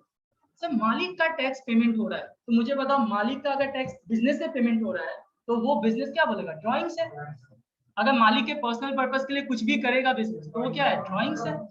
तो एक चीज माइंड में बैठा लीजिए बस, आप अपने मतलब अपने इस पे बैठा लो कि सर जब भी इनकम टैक्स हमारे पास सोल प्रोप्राइटर के केस में आएगा तो वो बिजनेस का खर्च नहीं है, वो बिजनेस का टैक्स नहीं है, वो टैक्स किसका है? और मालिक का टैक्स है, तो मैं इनकम टैक्स की जगह क्या लिखूंगा? ड्रॉइंग्स। क्या लिखूंगा? एक मिनट देखिए, क्योंकि अब पूरा रूल तो नहीं समझा सकता, बस इतना समझो। मैं दो चीज समझाना चाहता हूँ। एक इनकम टैक्स, सर अगर ये इनकम टैक्स ओनर का है तो फिर बिजनेस अपने बुक्स में क्या रिकॉर्ड करेगा? बोलेगा ड्रॉइंग्स, ड्रॉइंग्स डेबिट, और पेमेंट अगर चेक से कर रहा है तो क्या हो जाएगा? To bank. प्लीज ध्यान दीजिए। सर मान लीजिए जो भी टैक्स का पेमेंट हुआ है 1000 सर बैंक बैलेंस कम होगा और बिजनेस कहेगा कि हमने पेमेंट किसके बिहाफ पे किया है? ओनर के बिहाफ पे किया है। किसके बिहाफ पे? और ओनर के लिए करेंगे तो वो पैसा किस में चला जाता है? ड्रॉइंग्स। अच्छा सर अगर मान लो लेट्स से ऐसा रूल नहीं होता, मैं मान लेता हूँ ये इनकम टैक्स बिजनेस का ही है, ये इनकम टैक्स किसका है? रिस्पॉन्सिबिलिटी बिजनेस का, और पेमेंट किसने कर दिया? बिजनेस ने कर दिया। सर अब तो ये बिजनेस का खर्च हो जाएगा। अगर टैक्स बिजनेस का और पेमेंट भी बिजनेस कर रहा है तो ये बिजनेस के लिए क्या होगा? Expense, just like rent expense. तो फिर बताओ, फिर उसके बाद केस में एंट्रीज क्या बनेगा? Income tax account debit to bank. क्या पहले आपको दोनों में कुछ डिफरेंस समझ आया? सर अगर सर ये वाला केस कभी आपके लिए नहीं आएगा, हमारे क्वेश्चन में ये केस हमेशा चलेगा। जब भी इनकम टैक्स लिखेगा 11th क्लास में, मैं फिर जब कंपनी पढ़ाऊंगा 12th क्लास में तो वहां रूल अलग हो जाता है इनकम टैक्स का हर जगह। सर हमारा पर्पस इनकम टैक्स नहीं, हमारा पर्पस अकाउंटिंग करना है। क्या करना है? अकाउंटिंग। तो मैं आपको अकाउंटिंग के लिए सिखा रहा हूँ कि सर सिंगल ओनर बिजनेस के केस में सर टैक्स किस पे लगता है? ओनर पे लगता है। तो बिजनेस का जितना भी इनकम है ना वो ओनर के इनकम में जुड़ जाएगा, और किसको टैक्स लगेगा? ओनर को। तो सर ये टैक्स बताइए बिजनेस क्या बोलेगा? बिजनेस के लिए क्या होगा? Drawings. This is owners personal expense, और पर्सनल खर्च बिजनेस के लिए क्या होता है? ड्रॉइंग्स। याद रहेगा? तो अब मुझे फटाफट बता दो, पेमेंट हो रहा है तो चेक से पेमेंट हो रहा है तो बैंक माइनस होगा क्रेडिट साइड, लिखिएगा क्रेडिट। क्रेडिट। सर कौन से डेट पे पेमेंट कर रहे थे? 30 जून बाई ड्रॉइंग्स। अब जिस बच्चे को ये नहीं पता होगा वो क्या लिख देगा पता है? Income tax. और अगर आप इनकम टैक्स लिखोगे यहाँ पे तो आपके मार्क्स कट हो जाएंगे। ध्यान रखना सर, वर्ड वहां इनकम टैक्स था लेकिन वो पैसा मालिक का आप पेमेंट कर रहे हो, और बिजनेस अगर कोई भी मालिक के लिए पेमेंट पर्सनल पेमेंट कर रहा है तो बिजनेस क्या बोलेगा? ड्रॉइंग्स। ठीक है, चलिए अमाउंट कितना जा रहा था? 150। अमाउंट कितना गया है? 150। चेक से गया है तो बैंक कॉलम 150। फटाफट आप क्लोज भी कर लीजिए 150। चलो एक एक करके क्लोज करते हैं, पहले कैश को क्लोज कर लो। सर कैश में तो कुछ है ही नहीं, एक अमाउंट 800। कैश का हमेशा डेबिट साइड ज्यादा आएगा, कभी भी कैश का क्रेडिट साइड ज्यादा नहीं होगा, क्योंकि कैश में कभी नेगेटिव बैलेंस नहीं होगा। सर डेबिट मतलब प्लस, क्रेडिट मतलब माइनस। 800 800। सर क्लोजिंग बैलेंस यहाँ पे 80 आ जाएगा, और क्लोजिंग बैलेंस को लास्ट डे पे लिखते हैं 30 जून बाई, सर क्या लिख दोगे? Balance sheet. और नीचे में क्या लिख देते हैं हम? एक और चीज लिख देते हैं, बैलेंसिंग। अब पूरा वर्डिंग लिखना चाहो तो क्या लिखते हैं? Balancing figure. चलो बैंक को क्लोज करोगे। अच्छा देख के बताओ बैंक का कौन सा साइड ज्यादा है? क्रेडिट। सर इस बार बैंक का सीआर साइड ज्यादा है, मतलब पक्का बात है कि इस बार बैंक में पॉजिटिव बैलेंस नहीं है, निगेटिव बैलेंस है। अच्छा निगेटिव है, ये ओवरड्राफ्ट है। हमारा पैसा बैंक में नहीं है, बल्कि हमें बैंक को पैसा देना है, रिपे करना है। अगर पॉजिटिव होता तो हमें बैंक से लेना है, निगेटिव है तो बैंक को हमें देना है, दैट इज माय लायबिलिटी। करें टोटल, करें करो, टोटलिंग करो। सर क्रेडिट साइड ज्यादा लग रहा है, जोड़ते हैं 0 0 1 2 4 1 5 3 8 1 9 9100। सब लोग अपना अपना कीजिए, ऐड कीजिए, फटाफट ऐड कीजिए। कितना है क्लोजिंग बैलेंस बैंक का? नहीं, बैंक का क्लोजिंग बैलेंस निकालिएगा ना, बैलेंस निकालिए। सर बैलेंसिंग फिगर इस बार आएगा, कैसे आएगा दिखाइए। 30 June last day to balance CD. Sir पहली बार बैलेंस सीडी इस साइड आ रहा है, बैलेंसिंग फिगर कैश में तो नहीं आएगा, बैंक में आएगा। बताइए बैंक में कितना आ रहा है?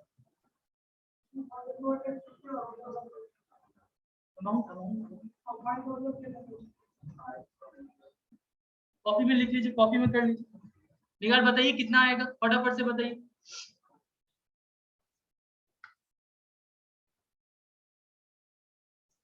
सर हर बार तो आप क्रेडिट साइड लिखते थे क्लोजिंग वाला, इस बार पहली बार क्योंकि ओवरड्राफ्ट है नेगेटिव। 0 से 5 है, यहाँ 0 लाना है, 5 1 3 यहाँ 1 लाना है, 3 8 3 11 1 1 4 9 लाना है, 5। प्लीज टाइम नहीं लगना चाहिए सर। 5850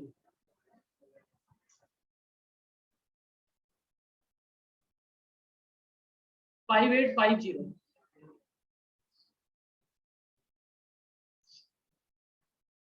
क्लोजिंग बैलेंस लिख लिए? अच्छा एक चीज आप समझ लीजिए सर, एक बात बताओ, अगर आप 1 जुलाई से जब स्टार्ट करोगे, अभी तो 30 जून खत्म हो गया, अगले दिन पहुंचे, अगले दिन कौन सा मंथ स्टार्ट हो रहा है? जुलाई। जुलाई का बिगनिंग कौन सा डेट होगा? 1 जुलाई। मैं 1 जुलाई को ओपनिंग बैलेंस दिखाना चाहता हूँ, तो आपका ओपनिंग बैलेंस जब लिखते हैं तो देख लीजिए 800 ये किस साइड आ जाएगा? Debit side. प्लीज ध्यान दीजिए सर, ये कैश तो आपका पॉजिटिव बैलेंस है ना, आप लिख किस साइड रहे हो? बस लिख किस साइड रहे हो? क्रेडिट साइड, ताकि आपका दोनों साइड क्या हो जाए? मैच हो जाए, दोनों साइड मैच हो जाए। आप लिख क्रेडिट साइड रहे हो, लेकिन इसका फिगर कौन सा है? पॉजिटिव है। तो बताइए स्टार्टिंग में कहां से होगा? डेबिट से होगा। कैश तो हमारा पॉजिटिव बैलेंस है, डेबिट से स्टार्ट हो जाएगा सर। लेकिन ये बैंक बैलेंस, आप बताओ बैंक बैलेंस ये निगेटिव है, आपका लायबिलिटी ज्यादा है, तो सर ये जब आप ओपन करोगे तो किस साइड से होगा? सर मतलब आपको अपोजिट में लिखना पड़ेगा। कैसे? एक बार देख लीजिए कैसे लिखते हैं सर। मतलब मैं यहाँ दिखाना चाह रहा हूँ 1 जुलाई को जब स्टार्ट होगा टू बैलेंस बीडी, सर आपका कैश तो यहाँ पे आ जाएगा 800 का, लेकिन बैंक बैलेंस 1 जुलाई बैंक बैलेंस आपका लायबिलिटी है सर, ये लायबिलिटी है, तो बाई बैलेंस बीडी कितना आ जाएगा बैंक में? 5850। 5850 इसको नोट कर लीजिए। हमने जून मंथ को क्लोज किया और जुलाई मंथ का ओपनिंग बैलेंस डाल दिया। बच्चा जो क्लोजिंग बैलेंस कैश का था वो डेबिट बैलेंस है, पॉजिटिव है, तो हमने कहा किस साइड से फिर स्टार्ट किया? डेबिट साइड से। सर आपका बैंक ओवरड्राफ्ट लायबिलिटी है, नेगेटिव बैलेंस है, तो वो किस साइड से स्टार्ट होगा? क्रेडिट साइड से।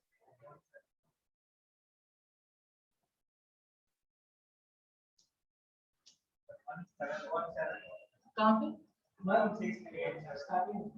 अच्छा 17, हाँ 1 जुलाई,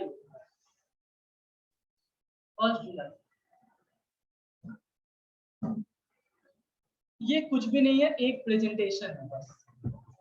सर मैं आपको यही चीज, ये मैं प्लस माइनस से भी समझा सकता था, आप जब प्लस माइनस से समझते हो दैट इज मैथमेटिक्स, और इसी को मैंने सर एक फॉर्मेट बना के प्रेजेंटेशन कर दिया, दैट इज अकाउंट्स।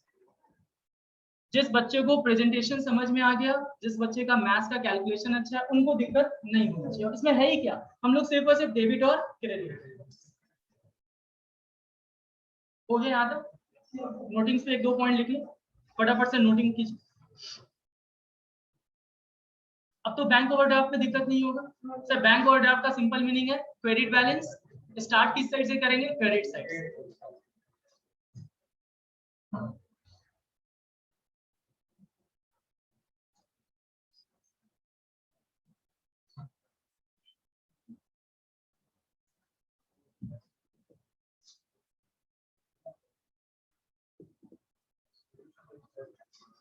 चलिए नोट्स में आ जाइए, नोट्स में फॉर्मेट लिख लिए थे, फॉर्मेट के नीचे 2 कॉलम कैश बुक में लिखिएगा इंपॉर्टेंट पॉइंट्स,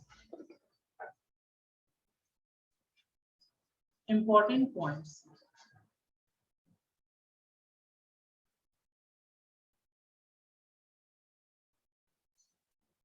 पहला, cash balance can never be negative. Cash balance can never be negative. Cash balance कभी भी नेगेटिव नहीं हो सकता। इसका मतलब है ऑलवेज कैश का हमेशा कौन सा बैलेंस होगा? Positive balance. और अगर से पॉजिटिव बैलेंस होता है तो कैश का हमेशा कौन सा बैलेंस होगा? डेबिट। ठीक है, cash column always have positive balance, और पॉजिटिव बैलेंस बचा क्या होगा यहाँ पे? Debit, because cash is an asset, और एसेट का बैलेंस क्या होता है? डेबिट। इसे क्लियर? इसको मैं एक और लाइन लिख देता हूँ। इट मीन्स, यहीं पे लिख लीजिए, it means payment of cash. Sir payment of cash को किस साइड दिखाते हैं? Credit side. Can never be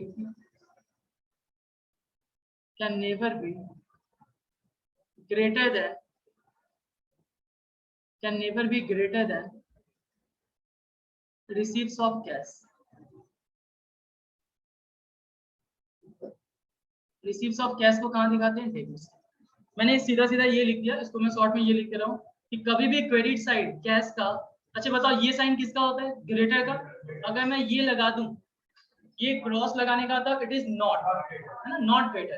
sir कभी भी पेमेंट ज्यादा नहीं हो सकता।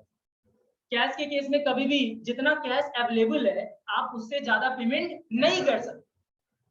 Clear point? मैक्सिमम पेमेंट कितना कर सकते हो? जितना कैश अवेलेबल है। अगर 5000 है 5000, जीरो बैलेंस होगा।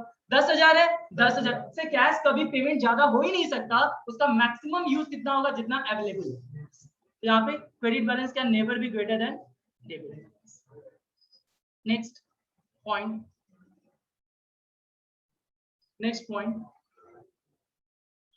Bank balance. Bank balance may be positive or may be negative, या may have positive or negative balance. Sir positive balance को हम लोग फेवरेबल बैलेंस भी कहते हैं। मैं फेवरेबल ना लिखवा रहा हूँ, चलो ठीक है फेवरेबल लिख लीजिए। और ये सारा चीज आएगा बैंक रिकंसिलिएशन में, और वहां पे सारा कुछ आएगा। और मैं फिर से रिपीट करूंगा वहां पे कि हाँ बैंक का पॉजिटिव भी होता है और निगेटिव भी। सर पॉजिटिव को फेवरेबल बोलते हैं, निगेटिव को अनफेवरेबल बोलते हैं या adverse. Sir positive balance favourable है, इसका मतलब ये हमारे लिए क्या है? एसेट्स।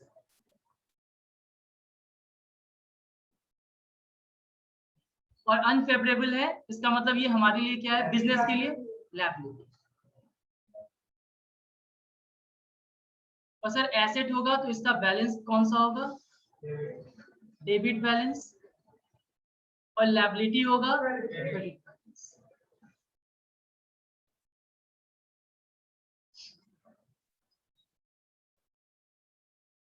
ठीक है, बैंक का पॉजिटिव भी हो सकता है, नेगेटिव भी हो सकता है, क्रेडिट बैलेंस। यहाँ पे लिख लीजिए, it means in case of bank column,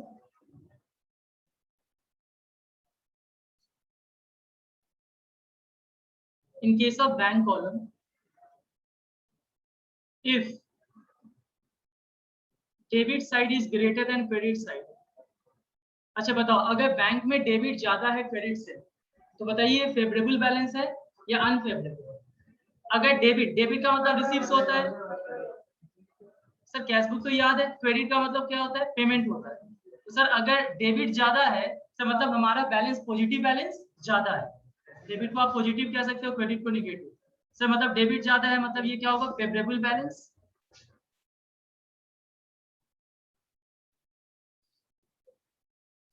favourable balance of bank, और ये हमारा क्या होगा, एसेट्स होगा। डेबिट साइड ज्यादा है, एसेट्स होगा। और अगर इसका रिवर्स कर दे, इसका अपोजिट कर दे, second, if credit balance is greater than debit, एकदम शांत रह के, एकदम शांत रह के, सिर्फ लिखने पे ध्यान दीजिएगा, जल्दी जल्दी लिखिए।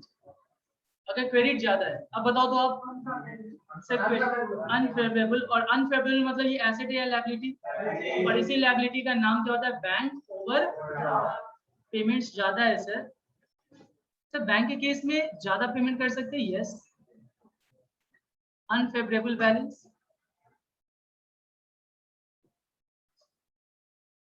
इसको हम लोग किस नाम से जानते हैं, बैंक ओवरड्राफ्ट, बैंक ओवरड्राफ्ट। और ये हमारे लिए क्या होता है,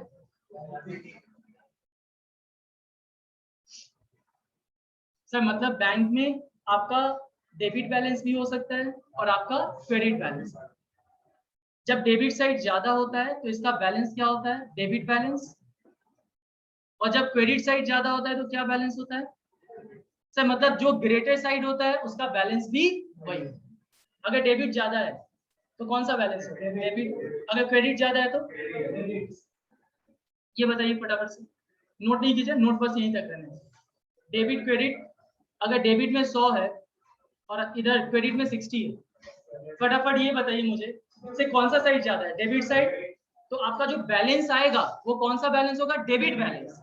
सर आप बोलोगे 100 ज्यादा है तो आपका जो रिमेनिंग अमाउंट आ रहा है 40, ये 40 कौन सा बैलेंस है, डेबिट। हाँ लेकिन क्लोज, प्लीज ध्यान दीजिए, क्लोज कैसे करते हैं आप लोग, पहले सर हम लोग ग्रेटर लगाते हैं, फिर smaller side LHS equal to RHS।